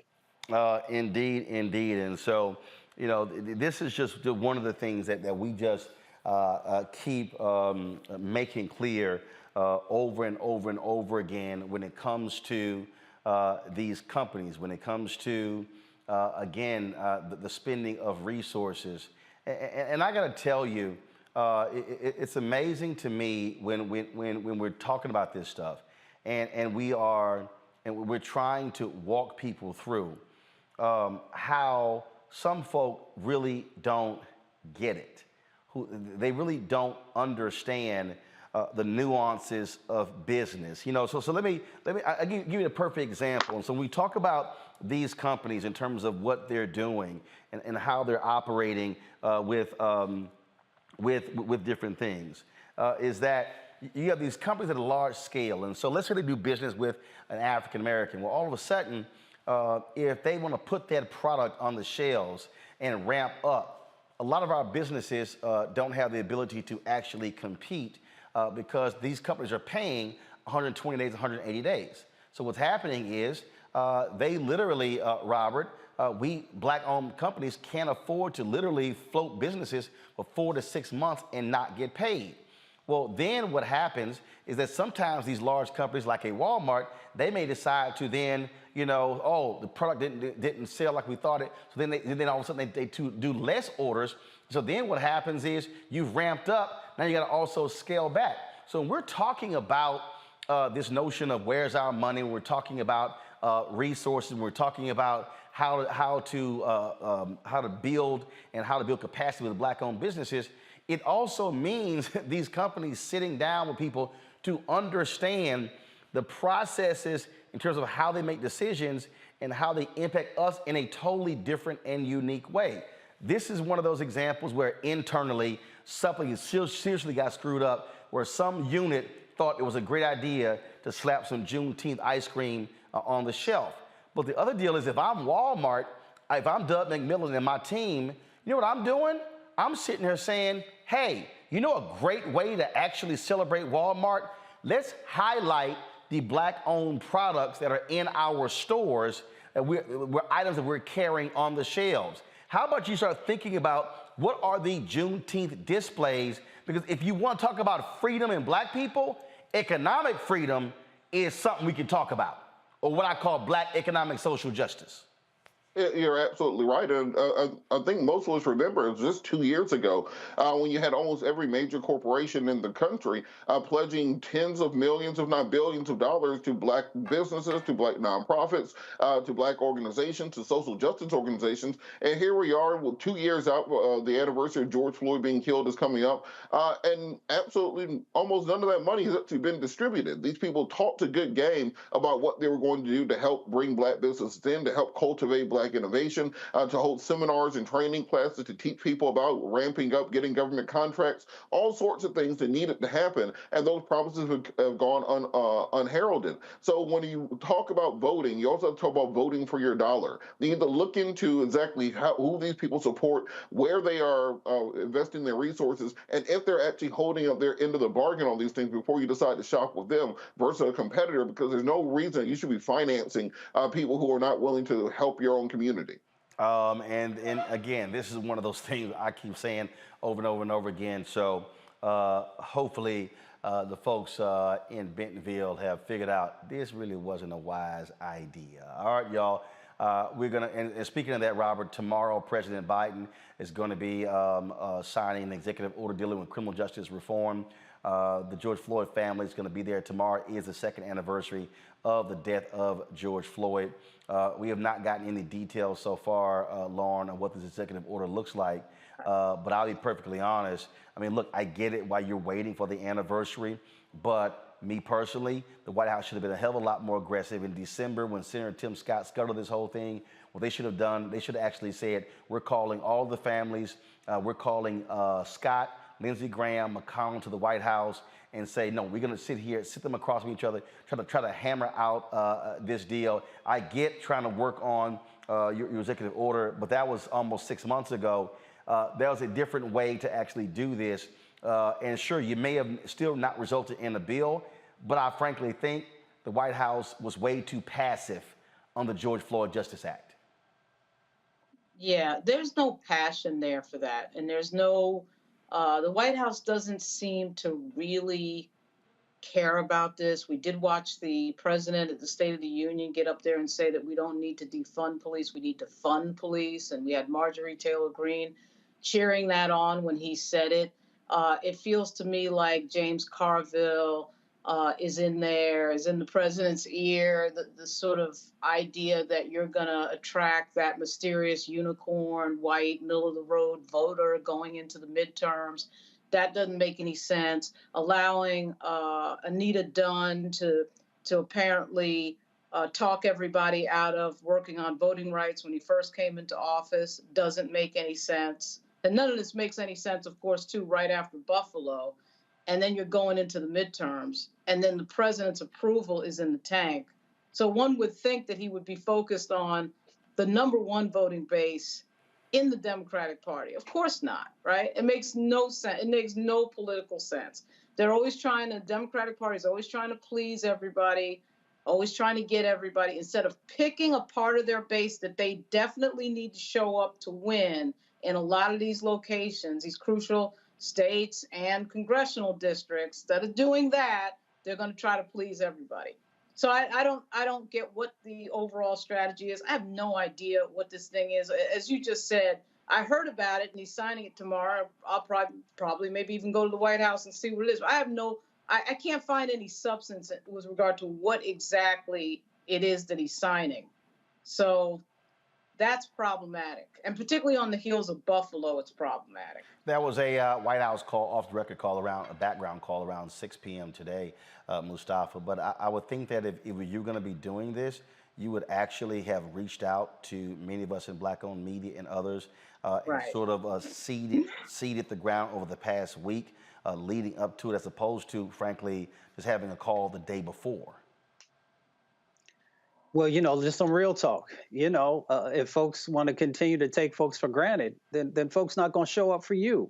And people just keep, I want to say this in the most respectful way. Folks continue to pimp our communities. They continue to pimp almost every element that exists inside, of our whole environment. But yet they continue to, say, well, I love you. I love you. and just expect that that's going to be enough without there being any substance.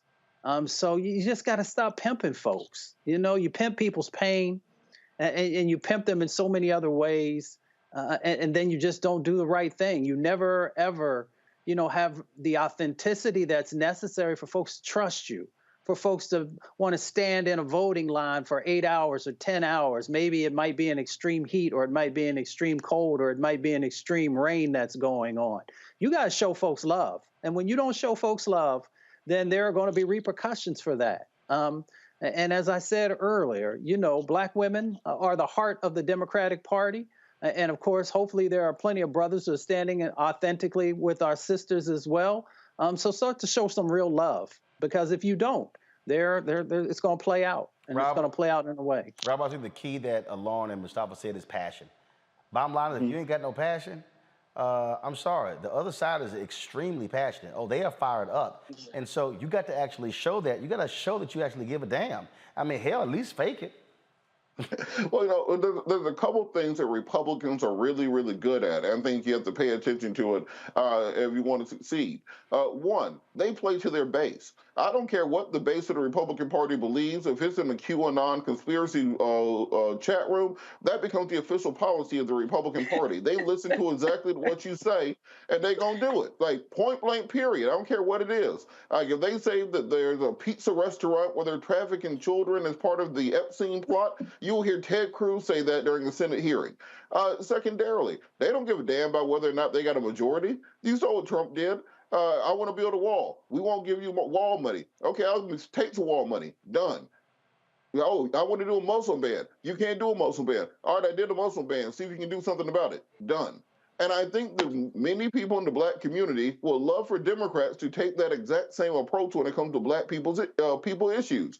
You know, I don't care how crazy it is. At the end of the day, you're going to need the Black vote, and quit trying to attract this mystical Sarah Palin hockey mom from Minnesota whose granddad voted Democrat because he was in the Union, and thinking that she's going to come back. Admit to the browning of America. Admit that brown and Black people in the South are going to be the new power base of the Democratic Party, not cold white people in the upper Midwest as they were when your dad and granddad were around, and actually push for them and fight for them just as hard as President Trump is fighting for his MAGA base. The same way that Trump is traveling city to city, doing putting in candidates, fundraising, doing rallies every single weekend. I would love to see President Obama or President Clinton or literally anybody else doing the exact same thing for Democrats right now. And there's no reason they can't be doing it. They just don't feel like doing it. And then we're going to get down to GOTV, and they're going to blame Black men again, saying, well, if you guys had just turned out more for no apparent reason, then we would have won, and this is all on you, and not recognize the lack of groundwork they're putting in to actually encourage people to go vote for them. You can't simply say Trump is evil and make that your entire campaign strategy again. Yeah, indeed. So we'll be there tomorrow. We'll see what they actually say. Got to go to a quick break. When we come back, we're going to have our marketplace segment, talking with a fashion designer who is trying to make her way in the fashion industry. You're watching Roland Martin Unfiltered on the Black Star Network. Next on A Balanced Life, we're talking everything from prayer to exercise to positive affirmations and everything that's needed to keep you strong and along your way. That's on a next A Balanced Life with me, Dr. Jackie, on Black Star Network.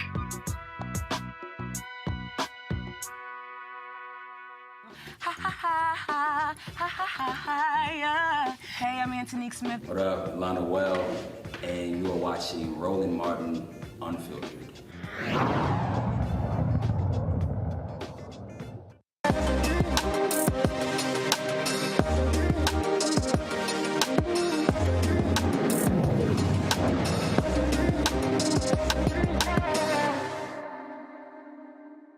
All right, my next guest is a college student who created her own lane of fashion with stylish designs rooted in her West African culture.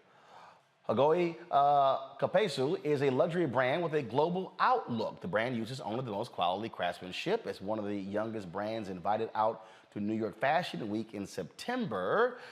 Well, she wants to make herself larger and bigger. You see the handbags, you see the other things that she makes. She joins us now from Jacksonville, Florida, to tell us how she got this once-in-a-lifetime opportunity. How you doing? Hi, how are you? Doing great. So you've been invited to Fashion Week. How does that actually happen? So I had submitted, one of my friends actually submitted the application for me. I what's it called? I supplied the pictures and everything like that. And I think it was about like a week or two later where they responded that there was a possibility of getting me on, but the like the positions were already kind of like getting taken up. But recently, I think it was about like a month or two back, they recently messaged me and they were like, okay, like we would love to have you at Fashion Week. And so that's how all of that kind of like came to be. And just working through the needed designs, what needs to be done and all that. So it's been a lot. Cool, cool. Now, first of all, pronunciation is Hogwe? Hogwe Kapesu. Hogwe. Mm-hmm. Got it, Hogwe. All right. So how long have you been doing, how long have you been making items, things along those lines? Okay, so it's been a little bit under a year. So about a year and, well, no, not a year, 2 years. It's been about a year and 8 months altogether, about a year and 8 months since I started this brand in particular.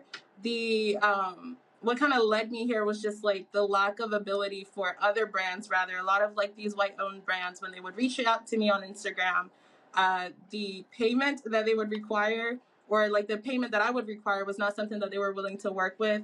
On top of that, school, COVID, everything was all over the place.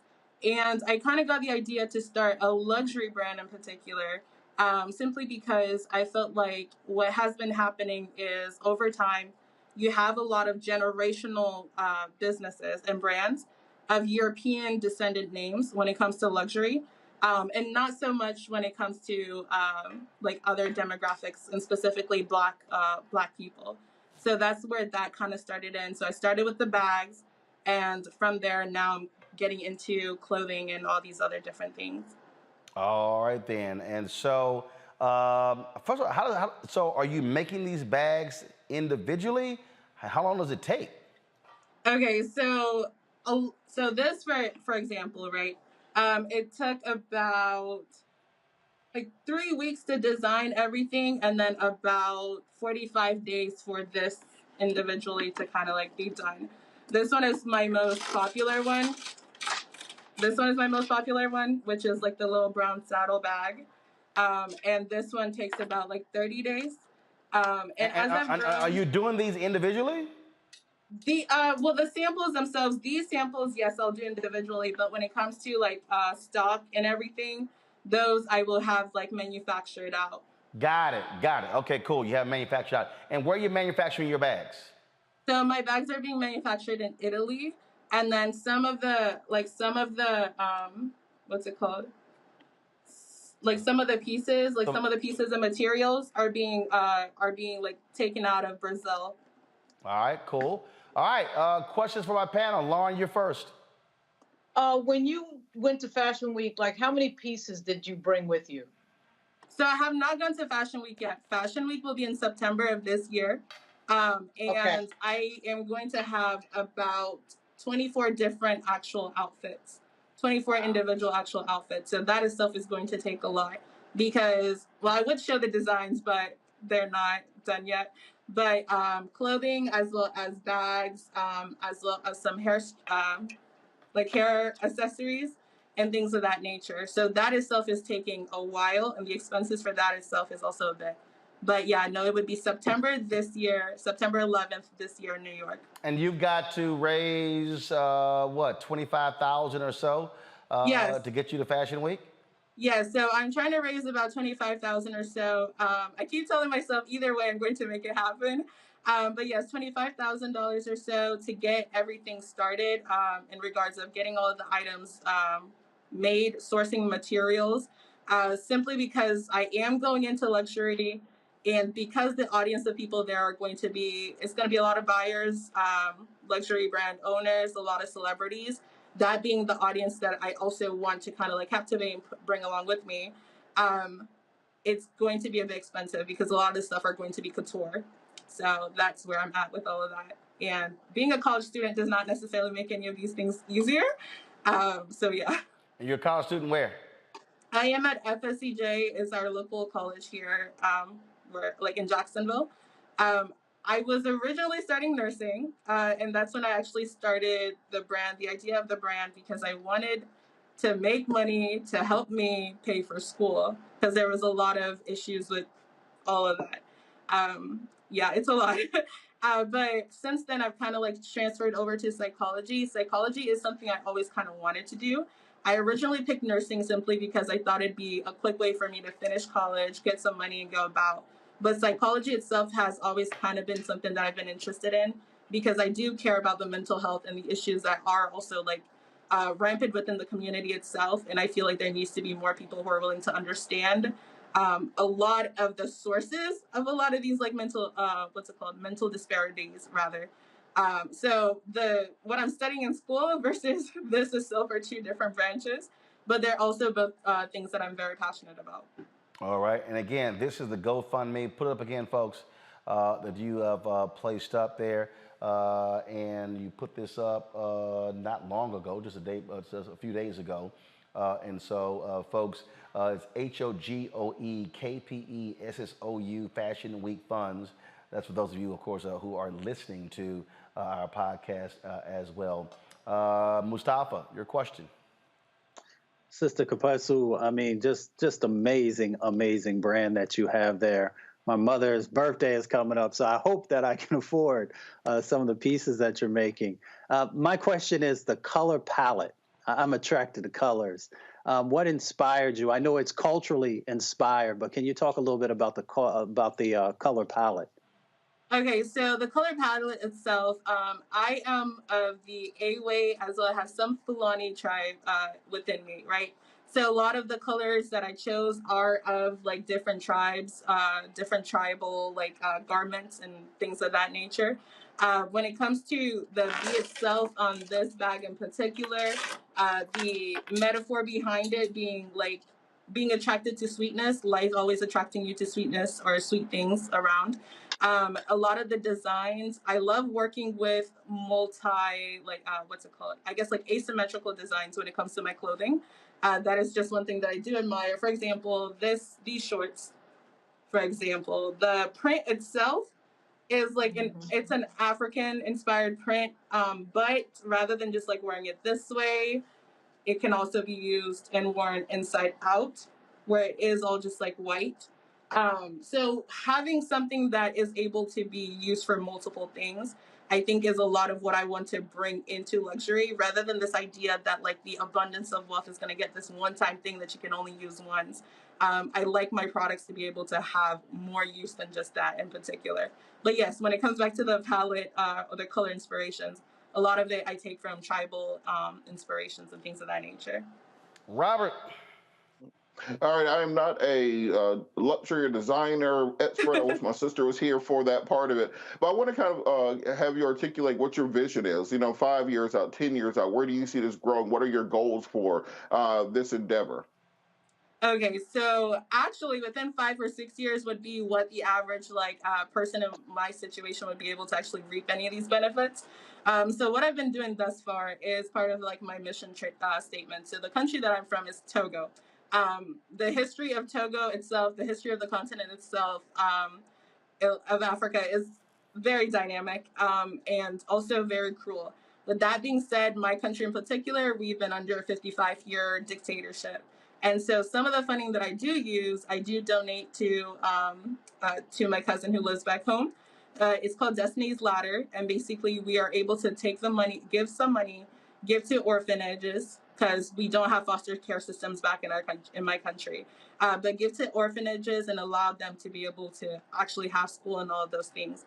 Now, what I also want to do as I build money build money as well as build my brand, is to be able to have a similar thing here in the United States, simply for Black American children that are within the foster care system. I feel like even despite having a foster care system here in the United States, it's not necessarily the best. No one's really looking after those students. And I feel like when we have these conversations of, this person could have been a president, this, that, and the third, there's a lot of potential presidents and leaders that are already existing in society today that don't have the luxury to be able to do so.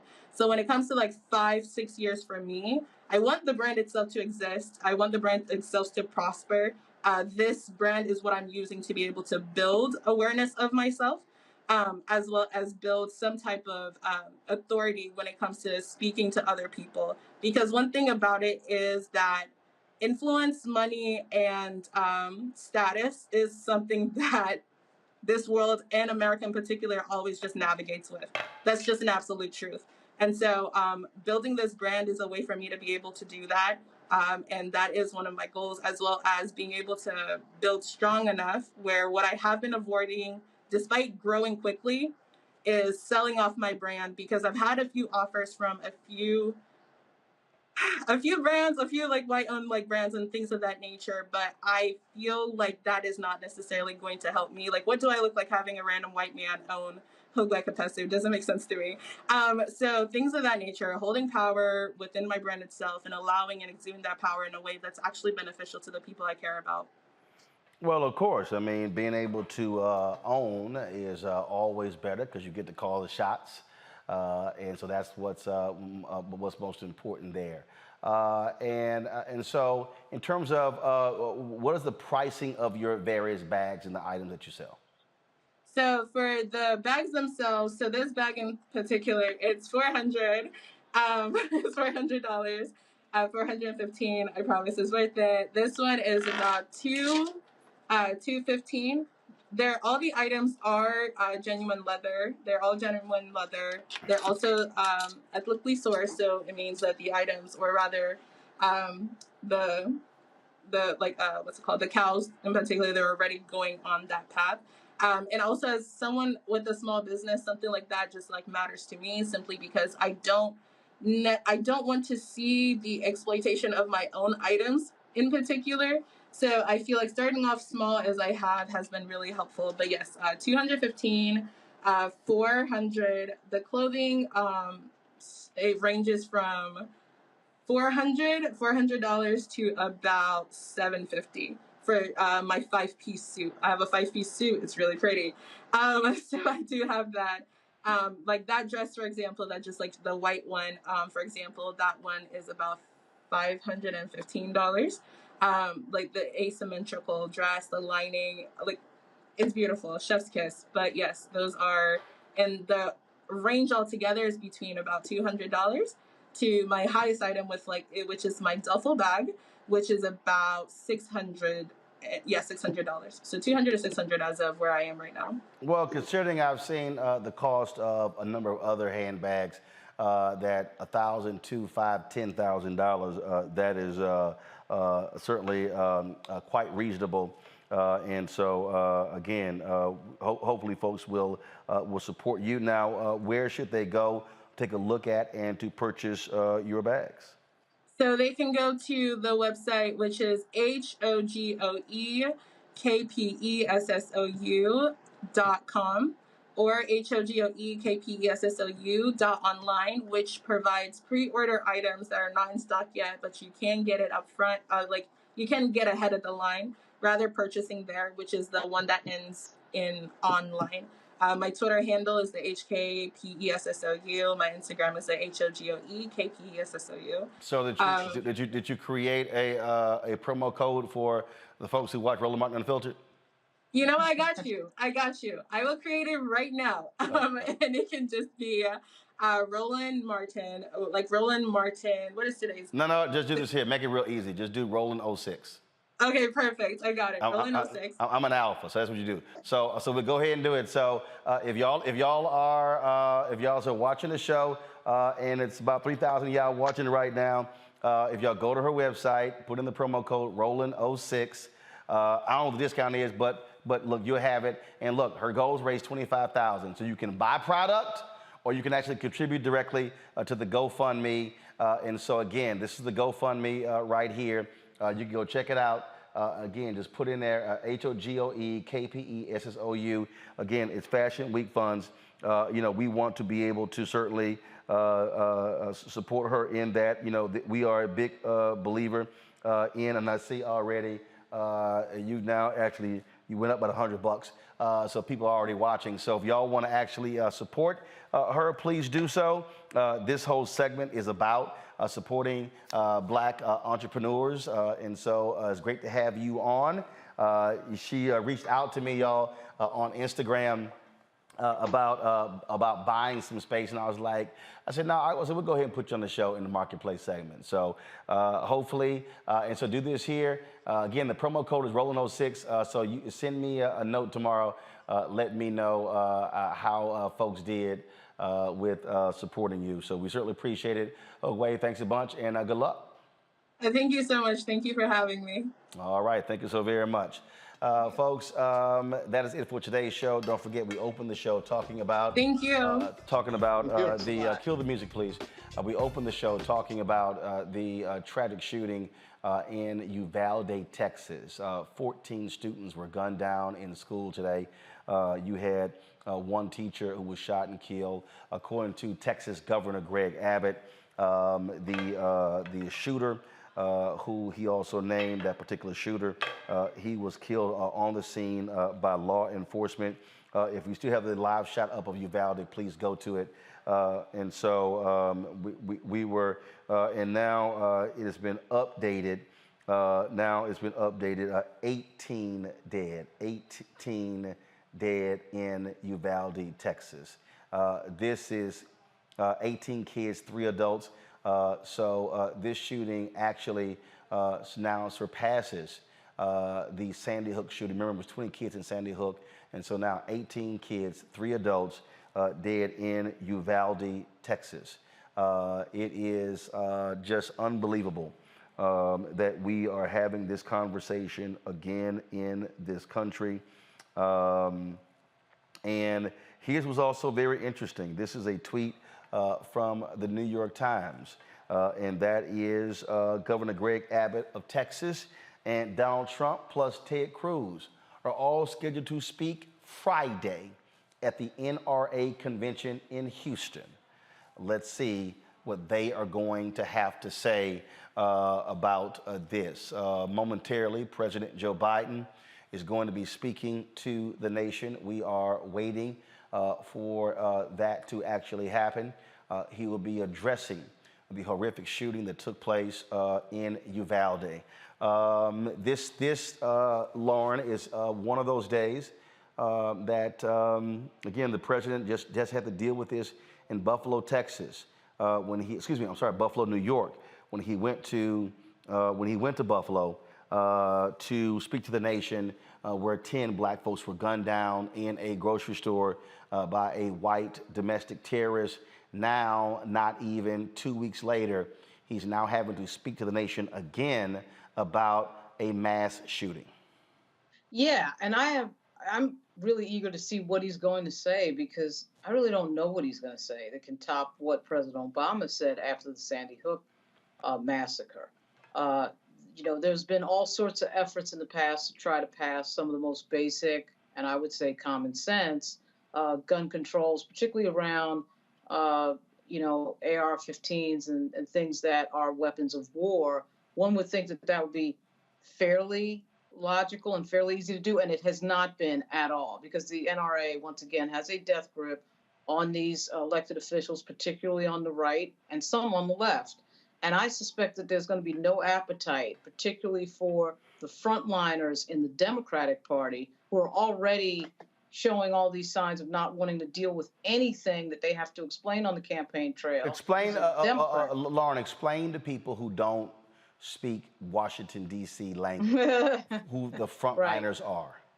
So the frontliners are the group of Democrats that are in very close districts and typically hard to win districts. Districts that we would refer to in politics as purple. So not leaning all red, not leaning all blue, although typically... swing districts. Yeah. But typically these districts do lean a little bit one way. And of course, one would think that they would be blue if you have a Democrat in office. But what's been happening in Congress is that the frontliners are keeping the Democratic leadership from bringing anything progressive up that has to be explained. They don't really want to have to explain anything, quite frankly. This is one of the problems with the Democratic Party currently. They don't want to stand up for anything or explain anything or have any sort of backbone about what they say on the campaign trail, and that's been problematic. And when it comes to guns, this is one of the three issues that I think the Republican Party gets their voters on. You know, the traditional expression has been guns, God, and gays. But it's true. They do get voters on guns. The gun issue is huge. And what the Republicans typically tend to do is to say that, you know, the Democrats are coming to take your guns. But somebody's got to have this conversation. We can't have our kids getting slaughtered at their schools. 20 people at a clip shouldn't have happened at Sandy Hook, and it shouldn't be happening now. We're sitting here years later, after Sandy Hook, having the exact same conversation. So I'm particularly eager to see what the president is going to say tonight. Mustafa. You know, we just continue to chip away at our humanity by our lack of inaction. You know, my grandmother says that when you know better, do better. All the folks who are currently on Capitol Hill, whether in the Senate or the House or who are in these state houses, they know that they have to do better. You know, that they know, you know, the lives that are being lost, the children that continue to be sacrificed, and it could actually change. We could put laws in place that begins to minimize these impacts and hopefully one day to eliminate them. Maybe we will evolve into being full human beings, but that will never happen if we continue to not even be willing to do the basic steps. So we have a choice to make. You know, we can either continue to sacrifice our children, and that's exactly what we're doing, along with other citizens, of course, or we can step up and we can begin to do the right things. And, you know, it won't take much longer for us to figure out if we're going to completely go over the cliff or if we're going to begin to take the steps, backwards in this instance and then move in the right direction to actually truly protect folks. When you look at these responses, and you're seeing many people already challenging, saying, Abbott, Lieutenant Governor Dan Patrick, Texas Senators Cornyn and Cruz, what the hell are you going to do?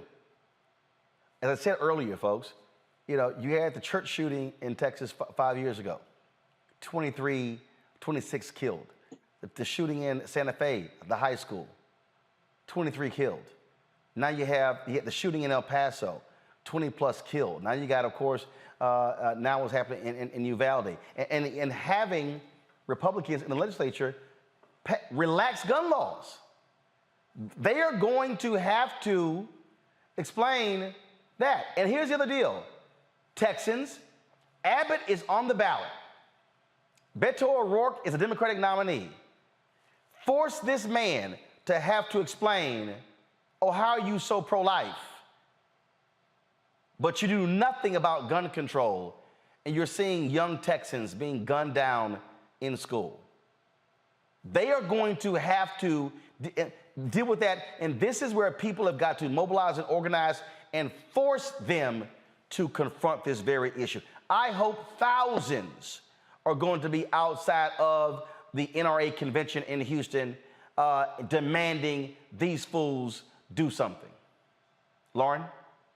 I mean, yeah, you would think that this would be a moment that the gun lobby could probably really rally around, given the location, given the incidents that you rattled off just in Texas alone. We're not even getting to, Buffalo and obviously these other incidents. But something has got to happen, and it's got to be a grassroots effort. I think that other activism that we've seen in the last few years, certainly Black Lives Matter, has shown us what happens when you have a lot of street activism. It puts a lot of pressure on elected officials. And I'm not sure why it can't happen around this issue. It never seems to happen around this issue. I think there's such a deep cultural connection, quite frankly, with guns. I mean, we got guns in video games. We got members of Congress putting out Christmas cards with their entire family with a firearm in their arms. I mean, we have become completely transfixed by weapons of war and violence. And it's obviously it's in the culture. It's in the movies. It's in everything. And I think, frankly, we've gotten to the point where people don't want to admit how psychopathic this is. They feel like it's a weakness to say that guns, in fact, are dangerous. Our love of guns is dangerous. And we're watching people die right in front of our face and doing absolutely nothing about it, except going through this loop of, it's like the same ritual every single time. We're going to go through all the biographies of the people who just were murdered in Texas. We're going to have, I don't know, a full page, whatever, in some of the papers. It's the same thing over and over, and then we're not doing anything to change it. But there's got to be some grassroots movement to really get to the people like the Cornyn's and Ted Cruz and Greg Abbott. It's not that anybody expects them to change, but they've got to be at some point open to a conversation about specifically weapons of war, as Jackie Spears, who put that graphic up earlier, noted. I'm not sure why that can't be a conversation. Well, and here's a piece, Mustafa. Texas Governor Greg Abbott was so quick to call for special sessions dealing with voter suppression. Right. Let's see if he has the guts to call the Texas legislature into a special session to deal with guns. It was just last year in Texas where they relaxed the gun laws and lowered the age by which folks could buy guns. It has now been lowered to 18. And this shooter apparently bought his rifles on his birthday. Right. His 18th birthday. Well, Governor Abbott is going to have to, he is going to have to deal with the choices that he has made. And as you said, calling the special session could show some leadership where he has lacked in leadership on so many other issues. So, he can also play a role in helping to break the addiction that we have. We have an addiction to guns in this country. We have an addiction to violence. And by him showing some leadership in this moment, he can begin to, change that dynamic to a degree. The question is, does he have the will? Because, true leadership means that even in tough times, you have to stand up and do what's right. And the big problem that we have in this country is that we don't truly have a lot of leadership that's happening, unfortunately. And unfortunately, we've seen it a lot from the Republican Party, that lack of leadership, that lack of sort of moral clarity to do the right thing. So we'll see how it plays out.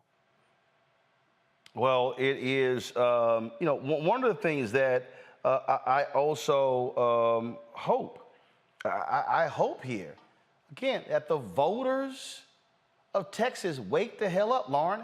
It is an election year. Right. And the people, will folks are going to have the courage to make this a priority and say, where do you stand, for or against? Well, the thing about Texas in particular is that the gun culture in Texas specifically runs deep. That Texas is a location where gun culture really runs deep. And like I said, I just think that gun culture and the culture of violence and the Wild West and all of that mythology, all that John Wayne mythology is wrapped into this. And I think it's just very hard for people. Our government is generally controlled by men. And, part of the mythology of guns and manhood is having a gun, and you shot a gun and you own a gun. We got politicians, like I said, always bragging that they're gun owners, and all of this whole thing is just wrapped into that. And we gotta break that cycle of people thinking that somehow it's a positive thing to have an AR-15 around. I mean, not just a revolver that was passed down. I mean, I happen to have a few items that were passed down by my father, who was in law enforcement. But this idea of having weapons of war now has gotten completely out of control. It used to be that you had a revolver in the house or something like that.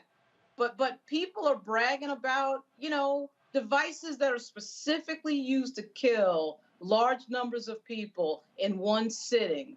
And that somehow has become normalized, completely normalized. Yeah, I mean, this was the Christmas card Lauren Boebert, that nut from Colorado, sent out. This was it. Right. I mean, her and all her kids, I don't give a damn who you are. No kid should have any of these guns. Right. Right. And I know the gun people are like, well, you can't call that an assault rifle because it has this and it has that. Yeah. Oh my God. Who cares? They want to give us a lecture on the definition of what's an assault rifle and what's not an assault rifle when 20 kids are dead. in Texas or at Sandy Hook. I mean, you know, that we're going to get a lecture, I'm sure, on Twitter by some idiot a little later on what's an assault rifle and what's not an assault rifle. Who cares? You know, I mean, but people want to play tough. They want to look like they're in some movie or in some video game at the expense of somebody's kids, which could be anybody's kids at this point. And I just think it's just so wrapped into the culture of America, and it's hard to break away from. It's really hard for us to break out of this, but we got to figure something out because this is getting really scary. We all saw the attack on the Capitol, and thank God there wasn't weaponry involved in that. But I mean, you could see sort of an escalating attitude in our country toward violence just in general. The Rittenhouse incident, I thought, was another big, incredible marker. You know, he was seen as some little folk hero. You've got to be kidding me. You know, and that's where we've gotten to, and it's become. And we are and Chris Murphy, the senator from Connecticut, is absolutely right. We are the only country that does this, and we are the only place on the planet that this type of thing keeps happening. Well, I think what we're dealing with here, Mustafa, is, again, this is a violent country. This is a violent society. Right. That is what we are dealing with right now. I mean, there's no mistaking, folks. You're watching. We would be normally ended by now, but we are waiting for President Joe Biden to give his remarks regarding Uvalde, Texas. He was supposed to speak at 8:15. We're about 14 minutes over that. So that's why we've continued waiting for him to speak. But the thing here, Mustafa, again, America has to deal with its just love affair. It's sick and demented love affair with guns. Well, like you said, you know, we're founded on violence. I mean, the gun played, you know, a critical role in the genocide of indigenous brothers and sisters in this country, of being able to move them from their traditional lands. They played a role also in the enslavement of African peoples, and then trying to, you know, keep them located in certain locations. We've utilized, you know, our guns in so many different ways. And it just is a part of the culture. But just because it is a part of the historical aspect of the culture does not mean that it has to continue to play that role in the future. As Lauren said, you know, my father was a hunter. When he started teaching me about gun safety and other things when I was young in relationship to hunting, one of his things was if you needed to take more than 2 shots to be able to take down what your prey was, then you needed to spend more time on the gun range and you didn't need to be out there. So, you know, these magazines with multiple shots and all this other kind of stuff, you know, all that, it's unnecessary. You know, it is, like Lauren said, it is a part of the mythology of making someone feel like they're more of a man than maybe they actually are. And once again, we just got to get back to holding people accountable, making sure that we begin to actually make progress on common sense gun-related laws, and then also make sure that there's real enforcement, and also making sure that folks have, you know, that there are the mental health checks that are also necessary before someone, you know, can get a gun. You know, it just doesn't make any sense for us to just be passing these things out like somebody's at McDonald's. You just walk up and say, I want a number 7 or I want a number 8. There has to be so much more to that because you're literally dealing with life and death situations and life and death instruments. So once again, we'll see if both the governor of Texas stands up and does the right thing. If Ted Cruz takes real leadership in the Senate and says, here are a number of elements from bills, multiple sets of bills that are out there that we can get our folks around. Will Mitch McConnell do the right thing? And then, of course, you know, leadership in the House, which I know that they will be willing to move forward on. But we'll see if folks are willing up to do the right thing. Indeed, indeed. So, folks, let's do this here. We already have Keenan. Why don't you just simply go live with the feed for Biden? And so what we will do is, so let me know, y'all let me know when that feed is live on the Black Star Network app as well as on our YouTube channel. So again, President Joe Biden was supposed to address the nation at 8:15. Right now it is 8:33, so we're about 18 minutes over. And so what I want to do is release our staff. And so let's go ahead and go live with our secondary video feed. And so that way, if you want to see the president's address, you can do so by just switching over to that second feed. Folks, if you want to support us in what we do, please join our Bring the Funk fan club. You can also download the Black Star Network app, the Black Star Network. So if you want to see the rest of this, go to our Black Star Network app, Apple phone, Android phone, Apple TV, Android TV, Roku, Amazon Fire TV, Xbox One, Samsung Smart TV. And also, you could join our Bring the Funk fan club, and that is, of course, P.O. Box 57196, Washington, D.C., 20037-0196. The Cash App. The Cash App is $RM Unfiltered. RM Unfiltered. Of course, the PayPals are Martin Unfiltered. Venmo is RM Unfiltered. Zelle is Roland@RolandSMartin.com. Roland@RolandMartinUnfiltered.com. And certainly our thoughts, prayers, condolences to those families in Uvalde, Texas. Today, 18 children, elementary school students, gunned down in a classroom, 3 teachers also deceased. For those of you who want to watch the president's remarks, please go over to our secondary feed. We will see you tomorrow.